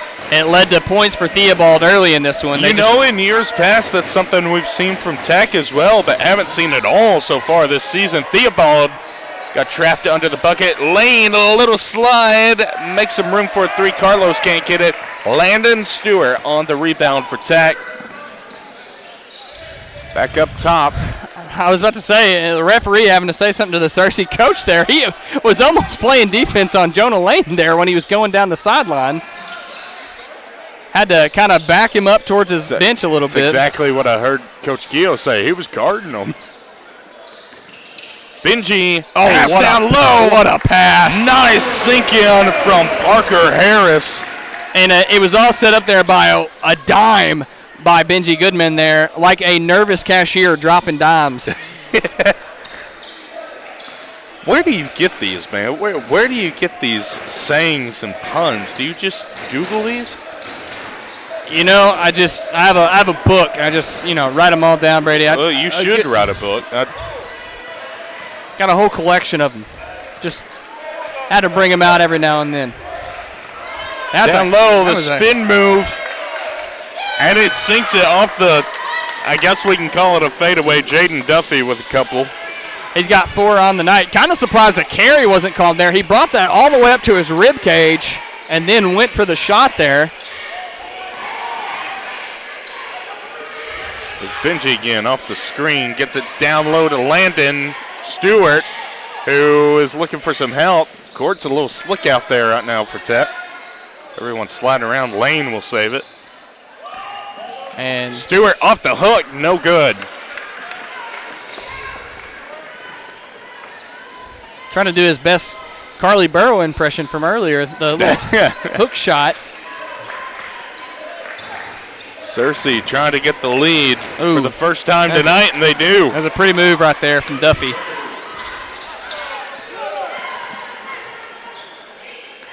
Playing Stewart around the perimeter to get the ball across half court.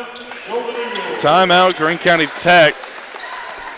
We're going to have Garrett Cup and Puckett coming back into the ball game when we resume.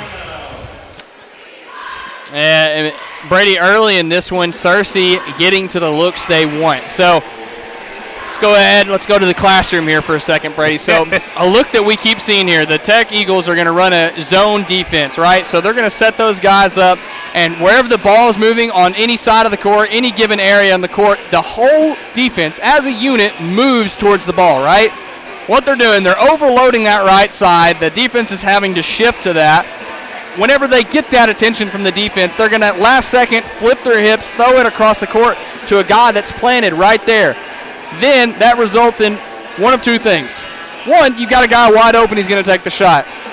Two, you're going to have a looper. You're going to have a guy who flows to that, who's going to come around that. We saw Theobald. He was the one, the beneficiary of that earlier in this one. In the fake handoff, took it for himself for a basket. Here's what Tech's going to have to do to that one. They're going to have a lot of help defense in this one, okay? Either that, or you're going to have to start face guarding the guy who's sitting down here in the paint right here. One of the two things has got to happen. Regardless, they have to shut it down. Yeah.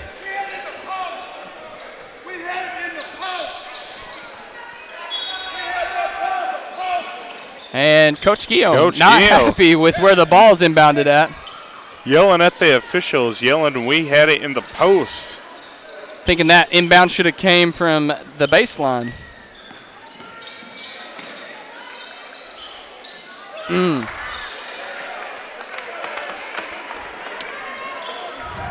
Searcy up by 2, looking to tack on here. Duffy takes it back out after thinking about driving low.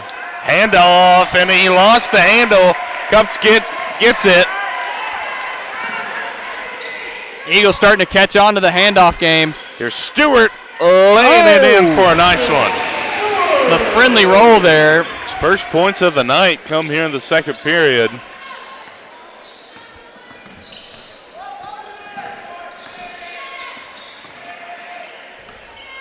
Tied ball game. Back outside, wide open 3 off the side of the rim. And Cup once again with the rebound. Man, I'd love to see his board numbers here from tonight. Foul called here. This one going to be on Searcy. It's a blocking foul on Jaden Duffy.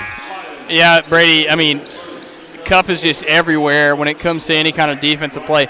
I would be willing to bet, in my opinion, Cup probably the best defender on this roster. I mean, he's just he's not afraid of any matchup. He will face guard anyone you tell him to face guard, and he's not afraid to get down low in the paint and make something happen. Oh, Caden, that was a wonderful possession there by Landon Stewart. Got his man off guard by looking up, thinking he was going to take the three. It then drove down low. Nice floater into the basket. Beautiful to watch. There's Theobald now trying to lay it in as Ripken Tucker gets the rebound.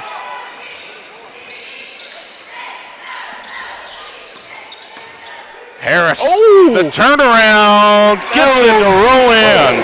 Cole Puckett, excuse me. One of my favorite things about this season is Cole Puckett adding the dream shake to his lineup.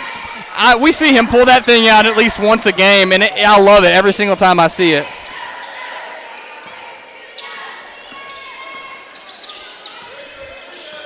Searcy trying to answer back, doing the Harlem shake out there.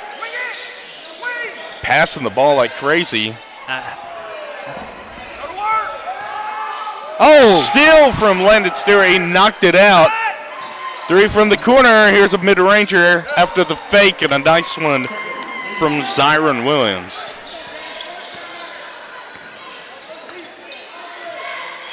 Giving the one-up signal as he comes down the court.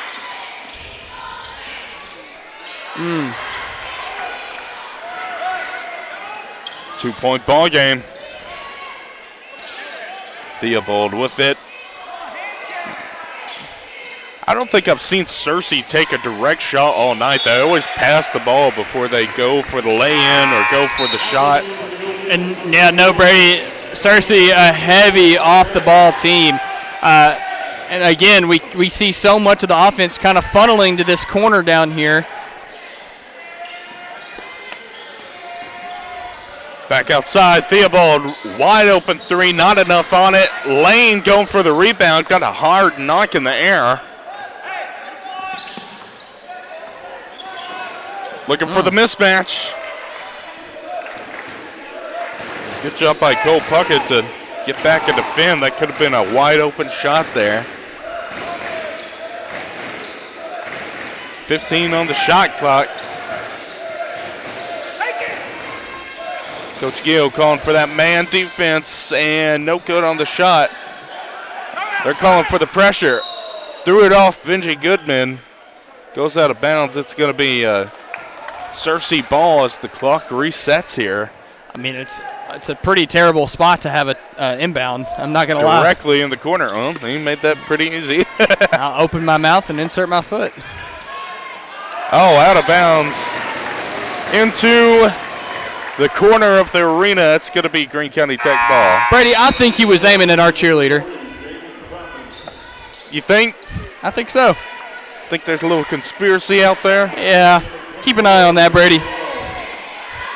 I'm just joking. I'm just joking. I'm telling you, other than the players and the officials and the coaches, these cheerleaders have more court awareness than anybody. They can be turned facing the crowd, and somebody can say, look out, and they will dodge a ball right at the last second. It's pretty impressive as, once again, we have a pass that goes to the Searcy cheerleaders this time.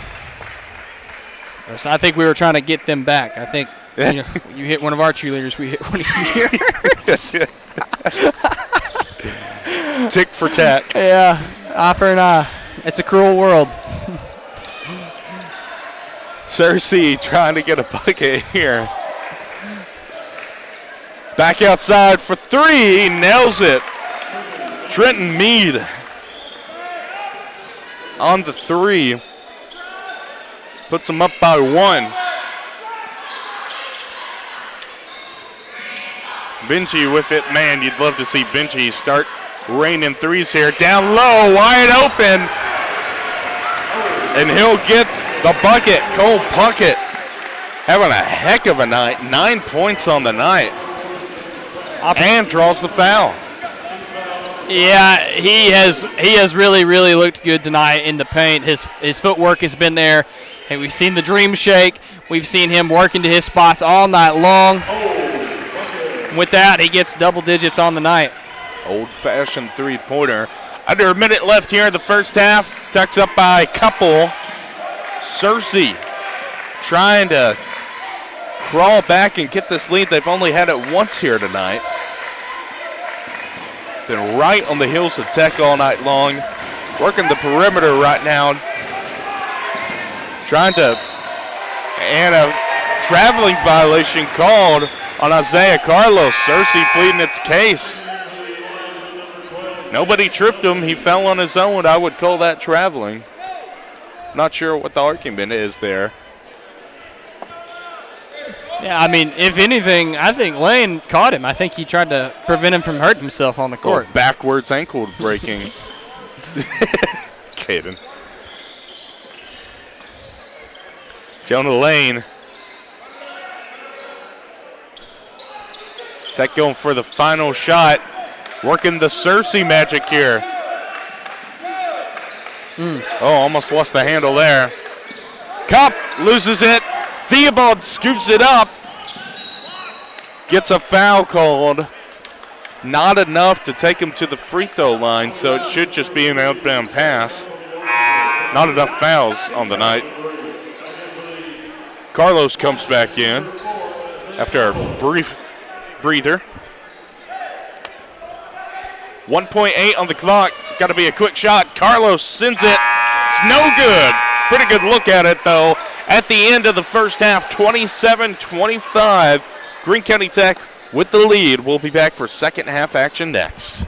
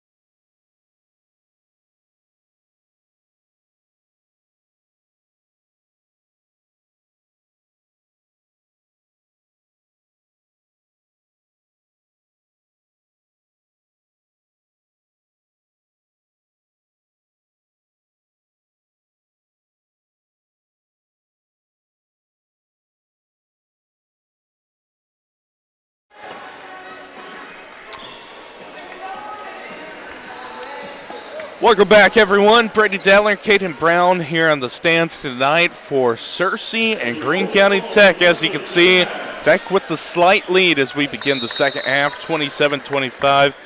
Caden, what'd you think about the first half? I think we've got ourselves another entertaining game on our hands. We had a good one with the girls earlier, and here we are again. And firing away is Benji Goodman. Bang! We were just talking about Benji during the break, saying, man, wouldn't it be great for him to kick things off? Maybe not kick things off with the three, just to get find the it, three rolling. Yeah. And sure enough, he has. Yeah, Benji Goodman in previous years has been, the catalyst for this team, and it just feels blocked by Landon Stewart. Oh, he gets called for the foul after that. Where was the contact? Coach Gill's putting up his hands, so am I. 2 points on that. And Landon Stewart. Official saying he got some wrist on that. I didn't see no wrist on that. It was all ball. Yeah, and Landon Stewart had some choice words. I'm not a professional lip reader, but yes, it's probably a good thing you're not. Yeah.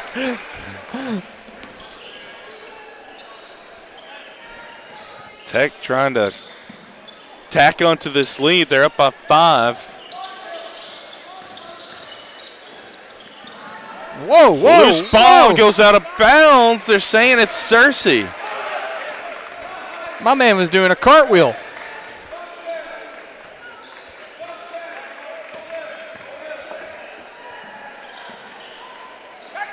Jonah Lane wasn't looking for it. He was starting to drive down low.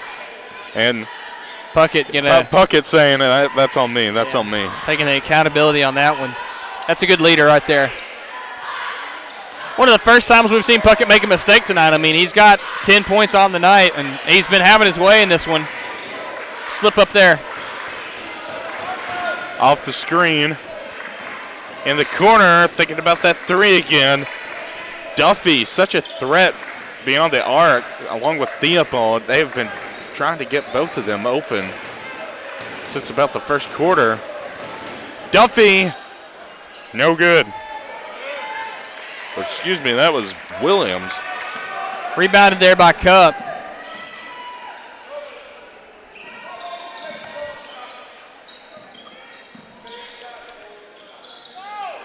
I've seen this over and over again tonight, Caden, as Cup sends it back out off the glass, can't finish. But they've been playing Landon Stewart outside of the perimeter to, oh my goodness. Ooh! Bryce Theobald. Absolutely disgusting. Look at the other end. Block. Cup draws the foul. As I was saying, Landon Stewart has been playing the outside perimeter to start a possession, going down low and then scoring all night long.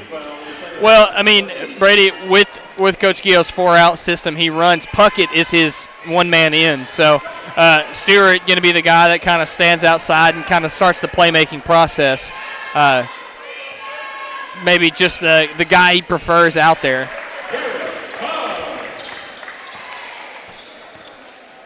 Searcy with it. Staying on the heels of Tech in this one.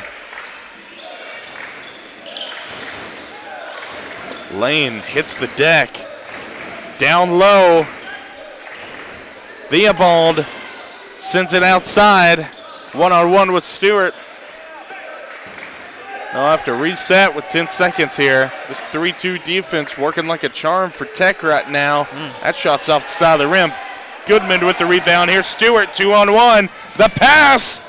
Can't finish. Got swatted right there at the end of that shot. If there was ever going to be a foul call, that should have been it. Cole Puckett unable to finish. Theobald loses the handle, and it's going to go to Tech. Yeah, got to be points on the other end on that last fast break there from Tech. Down low. Oh, wow, what a play there from Benji to stay with it. Yeah, definitely. Lane thought about the baseline. Here's Garrett Cup. Down low. No good. Stewart with the rebound. Tech going to reset the shot clock here. Benji, Ooh. nice handoff. Oh, the my ball got goodness. tipped going up. Puckett unable to finish. Puckett. Coming out cold here in the second half. Yeah. Took the words from my mouth. After a stellar first half, that's not one you typically see. Opposite end. That's Jaden Duffy. Nice move there.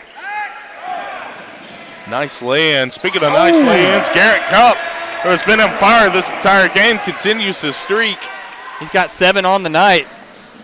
Oh, nice spin from Theobald, but he's going to draw the foul. I think this one's going on Landon Stewart. No, going to Benji Goodman. Parker Harris and Ripken Tucker set to check into this one.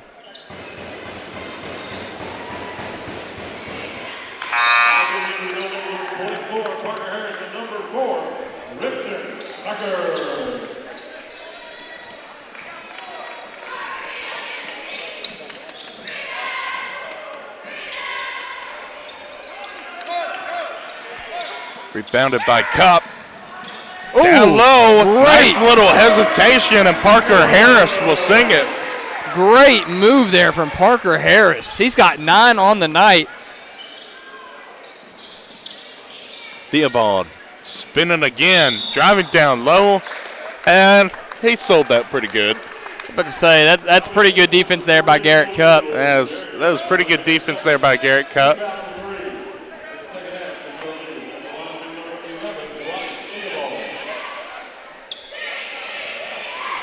And Coach Gill talking with Jonah Lane back here towards the bench saying, hey, you have got to stay on Zyron Williams. He's kind of struggled here in the second half to keep up with him. He's now on Carlos.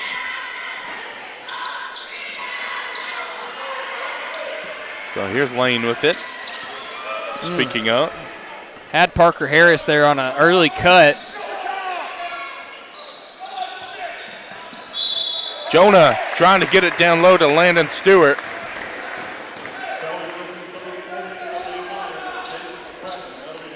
Coach Keogh definitely had something drawn up that he wanted to use there. Tech unable to perform to what they needed to right there.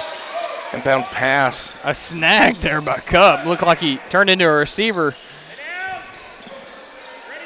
You know, I respect Cupp a lot because, man, look at him dribble. His body is just over the ball. He is protecting the ball at all costs, and it pays off. Oh, my gosh. Garrett Cupp.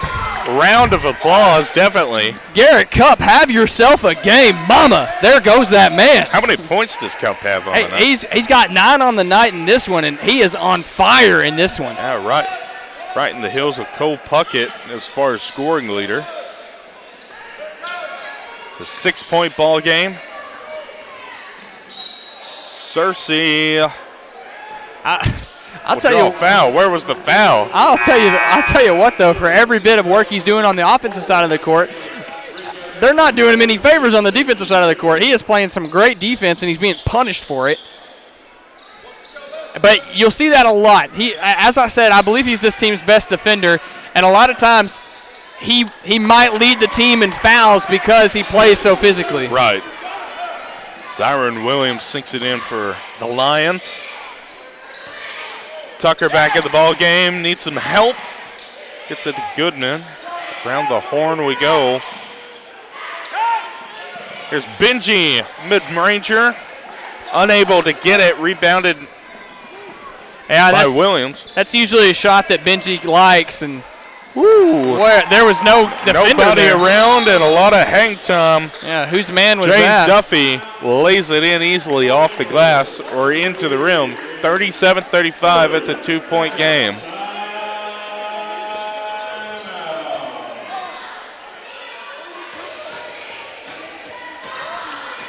Well, Caden, what you think? I think it's been a good little opening sequence here from the Eagles in the matter of, I mean, they're playing good defense. Here's the thing. You can make mistakes on offense if you're going to keep up and try to make a difference on defense. However, there have been a few miscues. The whistle is not their friend right now. As we said, we've seen Cupp get a few debatable fouls, but you can't quit defending the way you've been defending, because that is one thing they've done extremely well in this game is they have played good defense. Like I said, the very first thing I said actually in this game was control the things you can control. So don't worry about playing against the whistle. Keep playing defense the way you have been, and it's going to keep on making the impact on the game that it has. That's a great reminder, especially as we get later into this one. Control what you can control. And Tech has been doing a good job of scoring tonight, not in transition, which historically is not something Tech is really known for, but they are staying ahead in this game as they'll draw a foul. Inbound pass coming here from Lane. Gets it to Benji, throwing it up, can't sink it. Nice rebound. Benji hands it off again, off the glass. Nice sink in from Parker Harris. Hey, and I'll tell you one thing. That is the second time tonight Parker Harris has had a easy-peasy bucket that's been set up by Benji Goodman. Benji Goodman taking a step back in the scoring column and turning on the assist early in this one. Or excuse me, he did it early in this one, and he's continued to do it late in this one. Back outside. Everybody fighting for the rebound. That's 3 in a row. Searcy has gotten. Tech can't rebound. Foul called here. This one's going on Puckett. So right there, that's a motion that you've pretty much seen removed from the professional level of the sport. Right there, the offensive player drives deep into the defense, waits for the defender's arms to be across him, and just yanks. He's not even going for a shot. He's just yanking. He's ripping through the arms of the defender to get that call and get to the charity stripe. You saw players like James Harden who made a living off that kind of play. And, you know, he's had some down seasons the last couple of years because that has been removed from the sport at the professional level. But right there, Theobald just performs it to a T, gets the call, goes to the charity stripe, and gets his points. The reverse, can't sink it. Stewart coming out of nowhere to pull off a miracle basket midair. Almost a volleyball move. Just went up in the air, tapped it, and went in. Can we call that a putback? I think. Call it what you want. It counts for 2. I'll take it. 4 points between these two teams. Searcy trying to answer back. Travel caught on Theobald.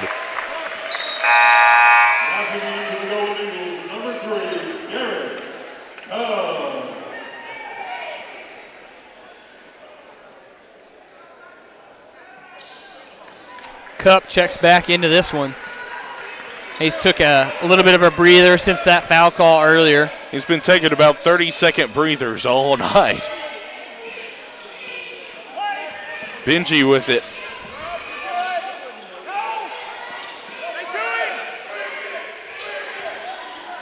Coach Gill going to call out a play, somewhat of a screen up top. Here's Stewart down low. Back outside to Goodman. A little bit of room. Can't get it to sink. Benji trying to work that mid-ranger all night. That's the end of the third. 41-37 at the end of 3. Tech remaining on top. Despite everything we saw in the third, still hanging on here, Caden. Yeah, so they're hanging on in this one. This is a win they desperately need. Yes. I mean, the last few games we've called here in this arena have not been wins, and very, very uncharacteristic of the Golden Eagles, and especially with this roster. I mean, coming into this season, this was. I mean, we were excited. Of course. I mean, they go nearly undefeated in the first, the preseason era of the season, and now it seems like they've kind of come out flat here to start out the season at home at least. Here's the thing. A lot of times when we're getting down here on this offensive half-court set, okay, more than a few times tonight, we've seen Coach Gio try to run a set to get Benji Goodman coming around a screen, fading away, trying to hit that mid-range shot. That is a shot that Benji Goodman has in his arsenal among other shots he has in his arsenal, right? You can't get Benji Goodman the looks he wants from 3 this season. They are face guarding him every single game. That's why we haven't seen the 30-point games from Benji that we saw in previous seasons. Are you worried, considering just schedule-wise, that Tech is really home-heavy here in the first half of conference play, but going to be playing on the road a lot coming up in February? I mean, the home games are the ones you want to win. I mean, that's home crowd, home court advantage. If you're not winning those, it's going to make it a lot harder down the stretch. So, but to solve that issue, though, I mean, I know you got to get a win. I'm about to say I'm nitpicking here, of course. We have the lead, but the offensive sets we've been seeing where we're trying to get those, moving off dribble mid-range shots just haven't been falling late in this one. Well, Tech, despite everything we just talked about, remaining on top in this one.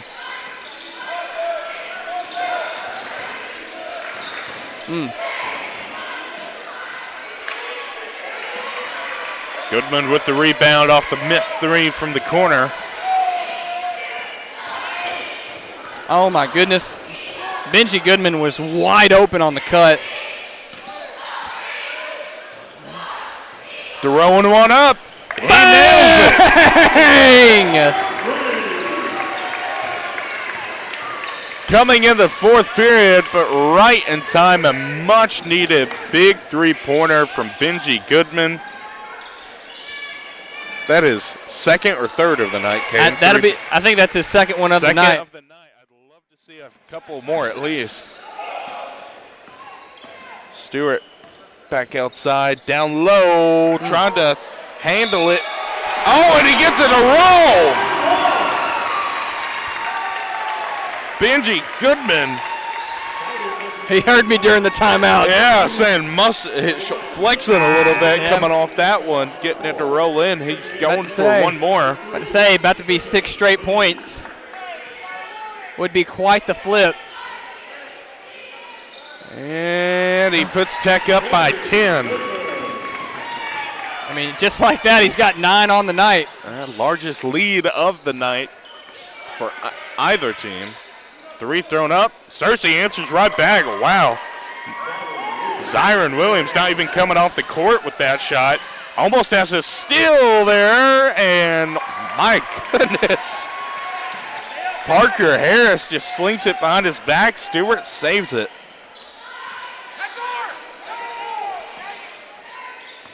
Benji just a step inside of the three-point line. No good. Tech's going to wind up with the rebound. Off a tip. Down low. Nice sink from Cole Puckett as he throws out a little fist bump. Yeah, with that one, Puckett breaks the ice here in the second half. He's got 12 on the night. Well, Caden, of course, we have our player of the game coming up as soon as we get within around a minute and a half or 2 minutes here in the fourth quarter of the game. I don't know about you, but I'm pretty dead set on who I'm picking. I'm about to say, I think I know who I'm picking too. Nice rebound from Goodman. Tech rolling pretty good right now.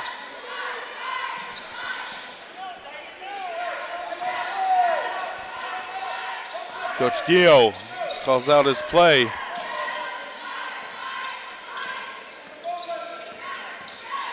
Cup down low to Stewart, works the baseline, being triple played down low, back outside to Cup. Thinks about that three.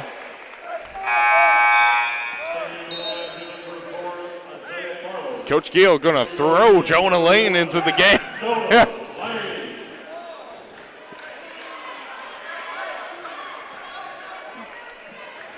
And Lane trying to find his man. He's been one-on-one with Isaiah Carlos all night, about the only one who can keep up with him.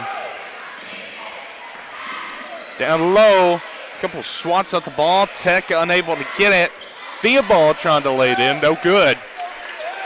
And chances running out for Searcy. They're down by 9.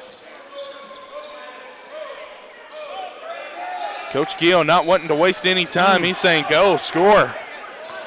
Stewart reaches in, no good. Sidestepping, and the foul. Jaden Duffy at the free throw line, not what Tech needed. Yeah, Cup trying to draw a charge there.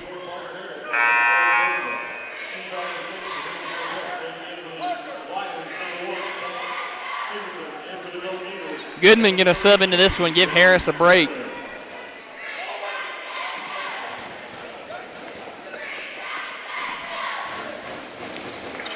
And good on the free throw. Searcy down by 6. Benji wide open. Oh, he had a great look at it. Gets his own rebound. Cup with an attempt. No good on that one. Stewart gets the rebound. Stewart, everybody getting a three-point chance. Nobody able to sink one. It's a 6-point ball game. Tech trying to hold on to this lead with 4 minutes left. The clocks are running. Yeah. Hardly any stops in this game. Hardly any moments of the clock stopping. Yeah, right there on that last possession, Tech was dagger hunting. They dearly wanted to hit one of those threes. Bryce Theobald. A couple more for him. 4 points between Tech and Searcy.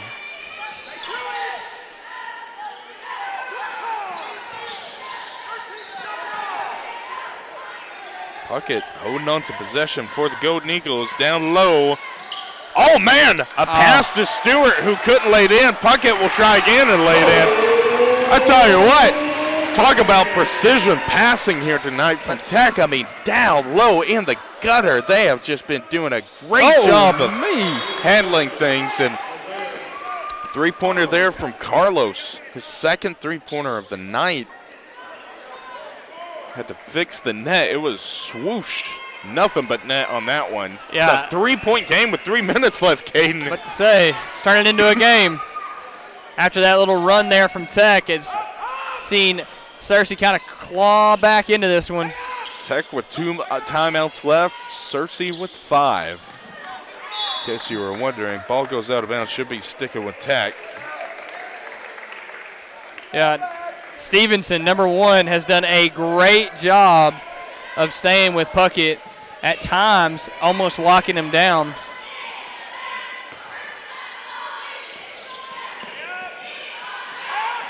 Benji drives. What a block. Block, seriously, and gets his Puckett with the rebound trying to lay it in. That's no good.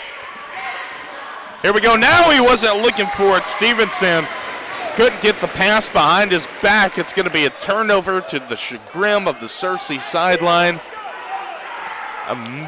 That definitely would have been a great chance at a bucket in transition. Searcy unable to capitalize.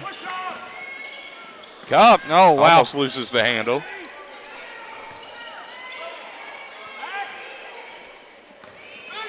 Tech doing a great job of moving the ball in this game. Intense situations.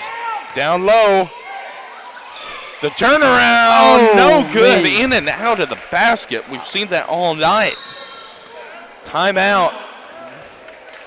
Golden Eagles need timeout. Coach Gill. I'm going to say the Golden Eagles coming off the court there, just gasping for air, trying to find it. That was a long run there. Not a lot of stops in that possession as we have a full timeout here. It's a 3-point ball game with 3 minutes left. That was a complete U-turn of like a 5-minute stretch where Tech went from being up by 10 to now being just up by 3. Yeah, I mean, we've got a 3-point game here. Brady, I tell you every single time, these games are not good for my health. I mean, I got anxiety seeping in here. But no, it's a great game. Here's the thing that's got to happen here. We just saw a stretch of some iffy offense. And I feel like I'm just hammering both teams here on offense tonight.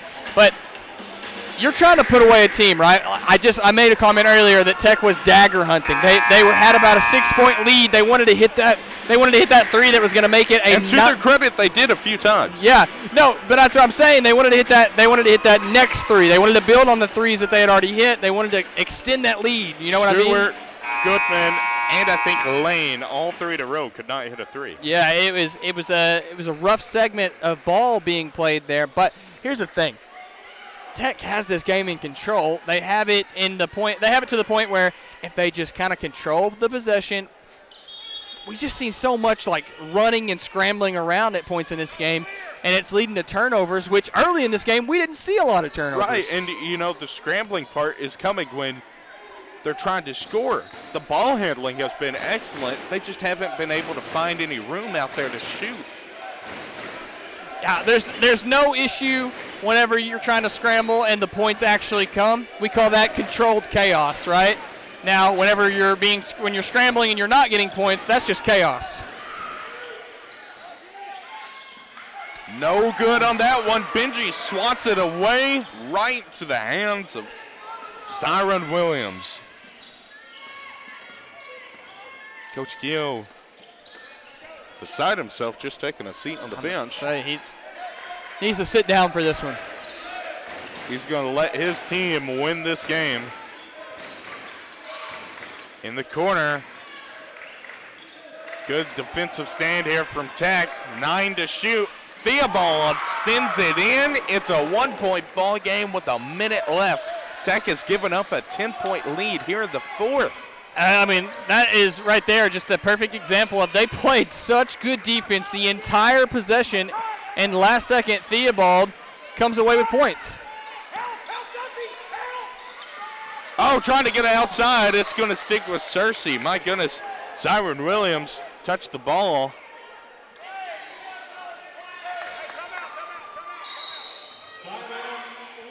Timeout, Searcy with 46 seconds left. It's a 2-point ball game. Well, Caden, it's going to be an interesting next 46 seconds, but while we got a break, we got to name our player of the game. Now, since he went first during the girls' game, I'll go first here.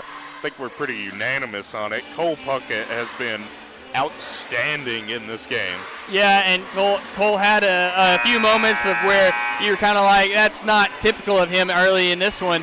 But he has done well at shaking that off. And it just seems like Coach Gio just puts out big men every single year. That's a product of his system, you know. But since you went Puckett, I'm going to be different here. I'm going to go Garrett Cupp. Really? Okay. He was my pick for the first half of this game. I would say Garrett Cupp has had moments here in the second half where you've been like, okay, that can't happen for a player of the game. But he still made pivotal plays on defense. He still made pivotal plays on offense. And I don't know, he's just, to me, he's that match guy. He just starts the fire. He's one of those guys you hate to play against, but you love to have on your team. Agree wholeheartedly as Tech is good on the 2. Timeout, Tech. And one more left after this. Puts them up by 3 points. And let's get to talk about Puckett and Cupp here again. Yeah, I agree with you. Garrett Cupp was such a great part of this team in the first half. Not discrediting what he's done in the second half, just hasn't had the same points and boards that he had in the first half. But you said it best. He really lit the fire for this team early on. And he's just the game that Garrett Cupp plays is not an easy game. It is not. I mean, it's very, very gritty. It's physical. I'm telling you, he plays that role that nobody wants to play. Yeah. And he almost the role of no glory. He just embraces it. Yeah. But man, does he just portrays it so well, and it's fun to watch him whenever he gets going. And I mean, we've seen a guy get attacked because he went through the forest, finished a layup while he was getting fouled all over the place against Nettleton, and of course had the clapping moment. But hey, he's the motivator. He is the motivator. That's right. Well, Tech needing some motivation to hold on to this one. 28 seconds on the clock. It's a 3-point game as we get started back here. It's going to be Searcy basketball. Whew. Not a whole lot of game planning that has to go into this one. Well, I think there's about 2 or 3 people this ball could go to for Tech. We'll have to wait and see. I'm watching Theobald. He's out there for that 3. He wasn't open. Just throwing up one, and he gets it. Oh, my goodness. Zyron Williams ties it. 10 seconds left. There's a foul. Jonah Lane draws the foul. Oh, my goodness, kid. And I love this here from Coach Gio. Coach Gio is going to bring Goodman back into the game. Going to sit Parker Harris down. But we have seen it time and time again. Big-time players make big-time plays in big-time moments. Timeout, Searcy. So Coach Gio is going to put his playmaker in the game. We just got done talking about it. It's been a slow season, at least that we've seen at home here from Benji Goodman. He's still Benji Goodman. I'm about to say, rule number one, never doubt Benji Goodman whenever there is a game-winning play on the line. I'm telling you, I've seen maybe both of us. I'm about to say, I've seen maybe 2 buzzer beater winners in my entire time commentating. I saw 2 buzzer beater winners, game winners from Benji Goodman last season. Yeah. I mean, he is electric. though he has been off to a slow start this season, when it comes down to it, under 30 seconds remaining in this game, tie ball game, you want the ball in a big-time player's hands. Also checking in, Parker Harris. He's going to check in for this game. Interesting decision there by Coach Gio. I got to say, Caden, this is not where I thought we would be here at the end of the game. A tied game with 9 seconds left. Searcy has done a great job of clawing back. I tell you, the guy I'm watching for out here, and I'm being serious about this, Landon Stewart, the guy inbounding the ball. Watch him. Will Tech win it? Benji didn't have it. It's Garrett. Cup couldn't get it. Shot away. No good. Overtime. Free basketball. Free basketball. 53-53 at the end of regulation. We'll need another period to decide it. I'd like to congratulate all the fans at home who get to watch basketball. I'm about to say free basketball. I'd also like to apologize to all the fans at home who heard me voice crack a while ago. So we've got a little bit of time to talk about it here, Brady. Sometimes when it comes to overtime periods, an overtime period can be won early. I mean, it can be over before it even gets started. We've also seen overtime periods, specifically to name one, against Paragould here at GCT Arena last year, where they held onto the ball for the entirety of the period. And what did we talk about in that moment? This is why I'm excited about the shot clock. Yeah. So this is we always talk about regulation being a whole new ball game. This is a whole new type of ball game. 4 minutes left. You have a shot clock. You can't just waste time anymore. It's going to be interesting as Searcy will get the ball to start things off here in overtime. Screen up top. This is Zyron Williams, an electrifying second half for him. Got the tying shot as well. Down low, Stewart blocks it. And Cole Puckett saves it. Oh, Benji behind the back. He gets swatted. A lot of hand on that. He's going to the free throw line. And there's no pleading that one. That was all wrist on that one. Here's Benji at the free throw line. Sinks his first. Who were we just talking about? The guy to watch in big situations. I was about to say it's so exciting. It's just something I love to watch. He literally just becomes a better player in clutch moments. I mean, he just turns it on. He's just that type of player. He's a baller, without a doubt. Searcy spread this offense out wide, trying to find rooms on those corners. Stewart with another block. And it went out of bounds. It's going to Tech. Searcy looking for the foul.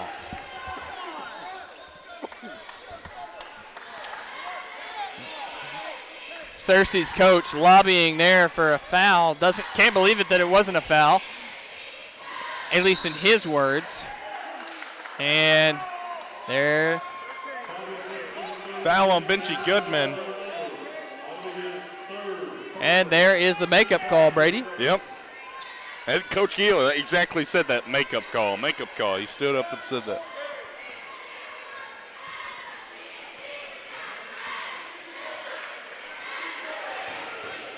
Goodman here on Williams. Goodman being back down, and he sinks it. Zyron Williams. 10th point. 10 points on the night. It's tied again, 2:43 left in the first round of overtime.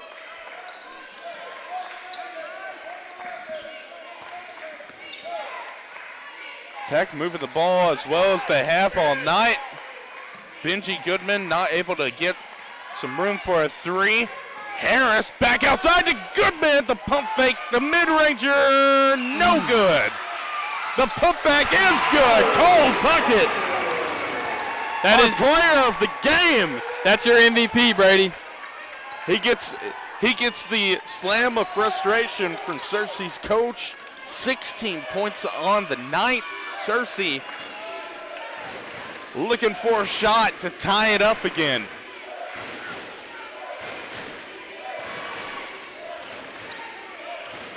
Down the lane, triple threat. Oh my goodness, tried to put it back. Stevenson couldn't get a handle on it. Stewart will take it across half court for Tech, and now Tech with great opportunity here to make this possibly a 2-possession ball game. Minute and a half left here in overtime. Yeah, and that's what they're aiming to do here. You'd like to create a little bit of separation here, give yourself some breathing room. And I think we all know who the ball may be going to here. Benji Goodman, cup off the screen, looking for help. He's trapped, gets it to Goodman. 5 seconds to shoot. Benji, little hesitation, airballed it. Searcy, the ball went out of bounds. My goodness. My goodness. How did you not see that? I could see that from the sideline. I'm even farther than Brady, and I saw it. Williams with it, hands it off down low, and oh my goodness, Jaden Duffy ties it up. We're under a minute left, 2 timeouts for Tech, and they'll take one of them right now. Searcy is also in the bonus now, which also just makes things even more complicated. This is a similar situation we have seen the past 3 games for Tech. We get down to the wire, and Tech starts to lose the handle a little bit. They're trying to hold on to it here. So I think the key difference here in this season compared to last season, this isn't a new ball game for Tech. Tech played in a lot of close games last year.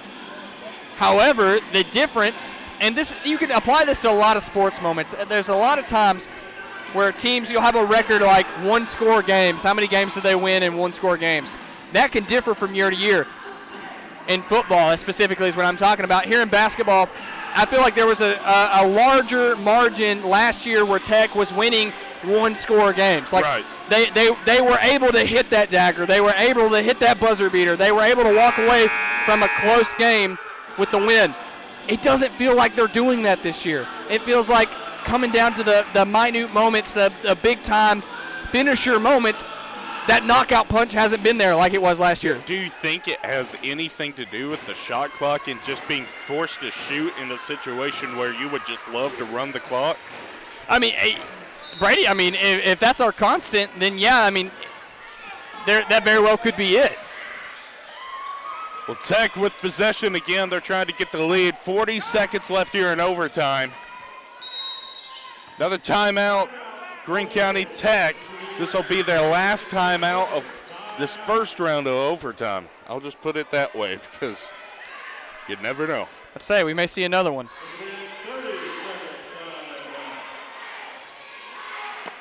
But yeah, as we were saying here, this is a situation Tech it hasn't been in a while as far as trying to come back and win this when you've run the game. Literally the whole game, when you've been in control the entire game. Yeah, and that when I say that, it's not necessarily a knock. It's not me bad-mouthing the team. There's just certain teams who have a hard time finishing. They just have a hard time closing the game out. You've heard it throughout your entire life playing sports, starting back in Pee Wee. Put the foot down, like close the game out. Just don't leave a question, right? It just seems like that is the missing element here early in the season. But that's something you can work out. That is something that may not be here in 2 weeks from now. Jonah Lane, the floater, couldn't get it to go. Fight for the rebound. Benji gets it. Lane for 3. Had a good look. Cup gets it. Benji for 3. Can't get that one either. Searcy with the ball. 15 seconds left. 14. And Searcy will take a timeout. They have possession. Here we go, Caden. And right there, a live action representation of what I was just talking about. Yeah, you're right. Those are shots we typically hit. You know what I mean? Like, here's the thing. And Benji had a good look there. Yeah, he did. I keep on saying Jonah Lane had a good look. There's in my time commentating, a lot of times there has been moments like that right there where I'm like, it's a high schooler. I could see them not making this shot. I've been so desensitized to that from Benji Goodman over the last 3 years. I'm like, there's no doubt he's hitting that, right? Yeah, fair point. And he had, that's what I mean. He had a great look at it. It was just a little off target. Yeah, so here's the thing. I mentioned earlier, I think I mentioned it in the girls' game. One of my favorite aspects of basketball is the coaches play after timeout, right? You've got 14 seconds left. The coach for Searcy over here is going to get an opportunity to sit down with the whiteboard, draw something up. What is he going to come up with out of the timeout here? I'm telling you, it's a huge factor in games like this. If I were to guess, I would say the ball is going to Theobald or Duffy or Williams. Or Carlos. I mean, there's any number of guys. Who's their leading scorer tonight? Their leading scorer tonight is Duffy. Okay. Well, that's the guy to watch for.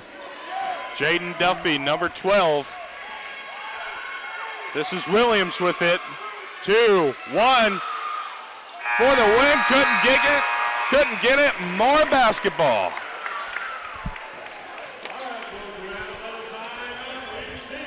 Free basketball, Brady. It's like a car commercial. Free. Hopefully we don't. Hopefully they don't get to free. So here we are, second overtime period. It's gonna be past my bedtime, Brady.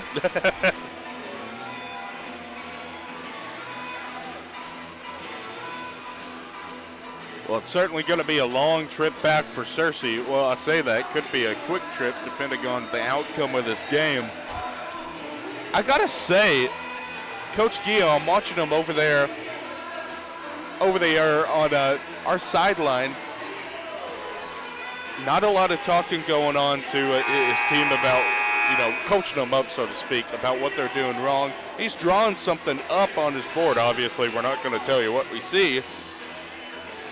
But it's just kind of interesting. He's out of coaching mode here. He's in how do I get the best shot mode, which, I guess since we're in double overtime, it makes sense to be that way. But just kind of an unusual and Brady, there from Coach Gio. I'm not afraid to tell the audience what we just saw Coach Gio draw on that whiteboard. It was a self-portrait of Jonah Lane. Yeah. You would be amazed at what he just drew on that board. He is an artiste. I wouldn't mistake it. That was Jonah Lane. He drew him straight there on that whiteboard. Well, we got 4 more minutes of basketball for you. Tied at 57. Searcy working the baseline, gets it back out. He's wide open. They meant to do that. For 2. Zyron Williams with a couple more. 12 on the night.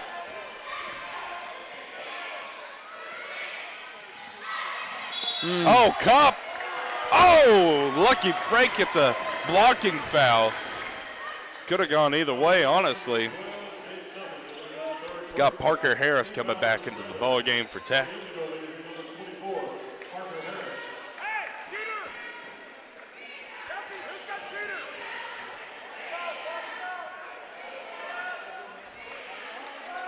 So Garrett Cups at the free throw line for a couple. Gets his first.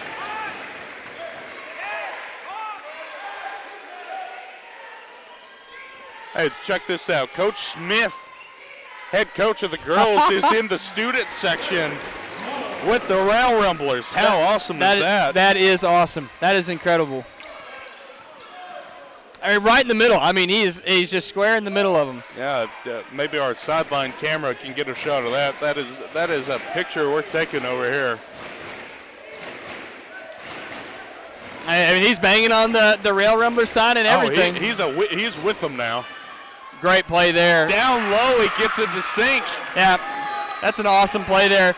I mean, one just for Searcy there, moving around the contact.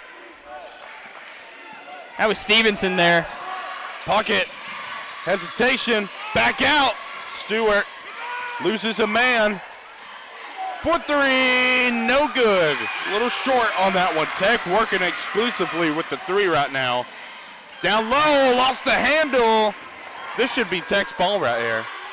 This should be Tech's ball right here.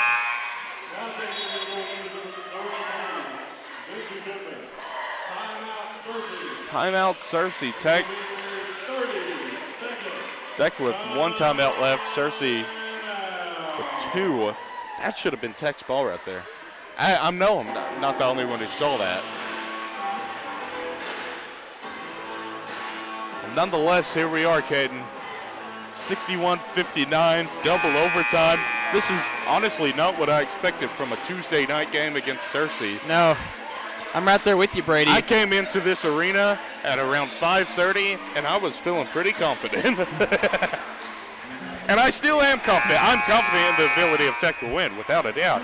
Now, I'm just saying, double overtime is not where I saw this game going. I'm glad you clarified that. For a second there, it's like, I was confident when I showed up here. Now I'm just disappointed. Some people would like that. Some people.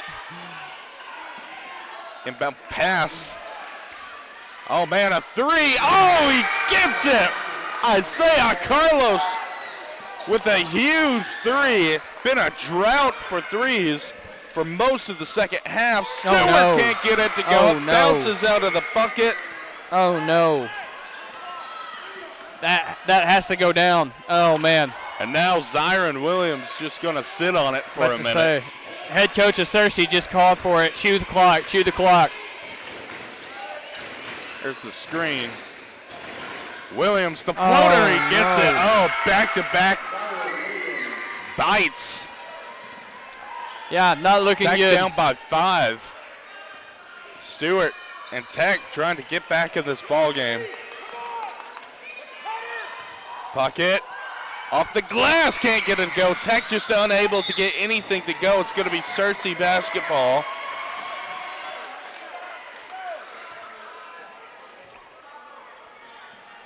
Yeah.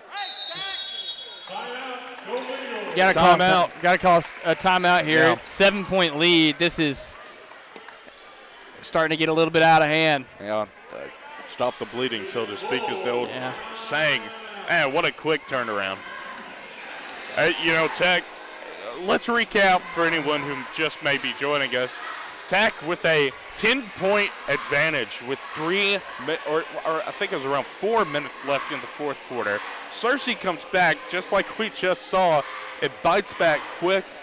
They tie the game, sends it to overtime. It's back and forth during overtime. We're here in double overtime, and now Searcy with 2 quick buckets, both from Williams, a 3-pointer and a 2-pointer, to put Searcy up by 7.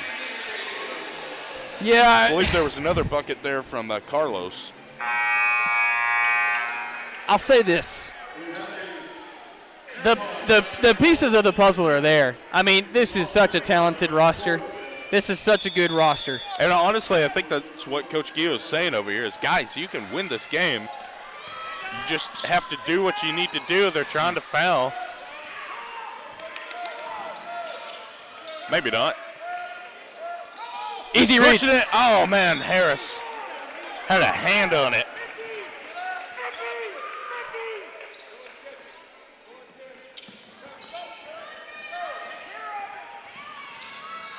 No foul called. Back outside. Harris will commit the foul.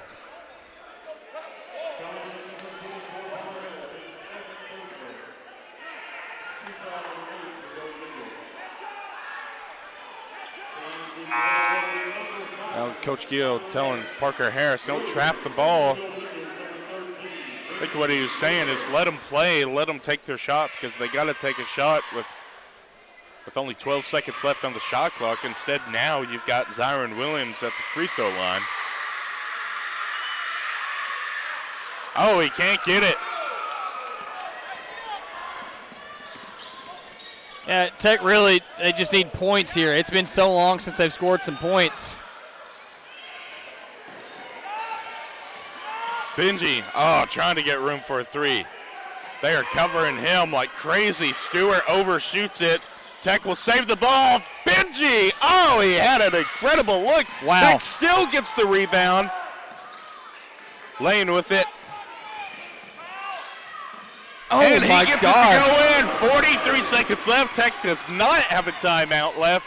It's a 5-point ball game, and there's the foul.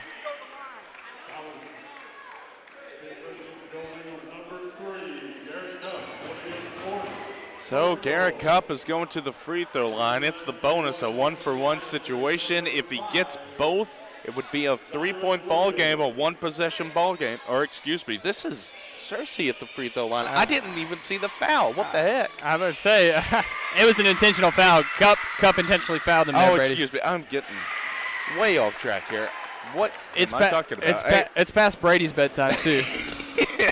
I guess I was hoping this would be Tech's 2 free throws.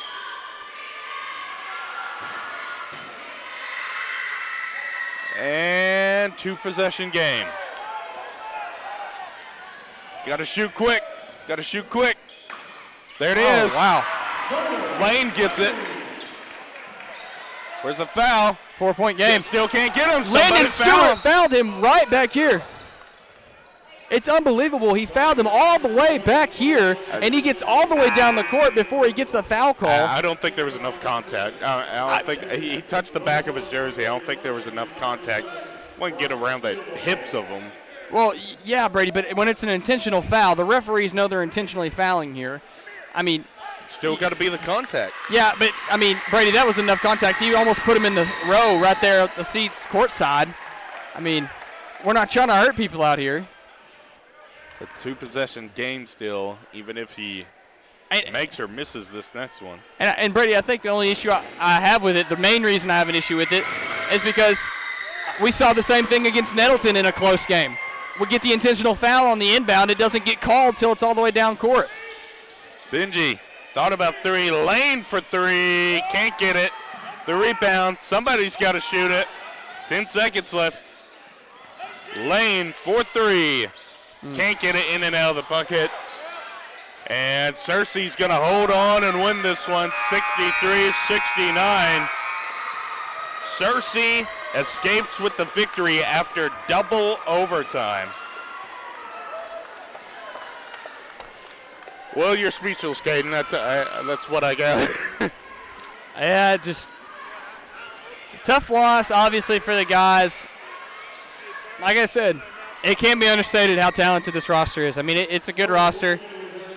It's been a long time since I think you and I have commentated 3 straight home losses. Well, a very unusual start to the season for Tech. They will be on the road this Friday. Our next home game and broadcast here on Tech TV will be next week on Tuesday night.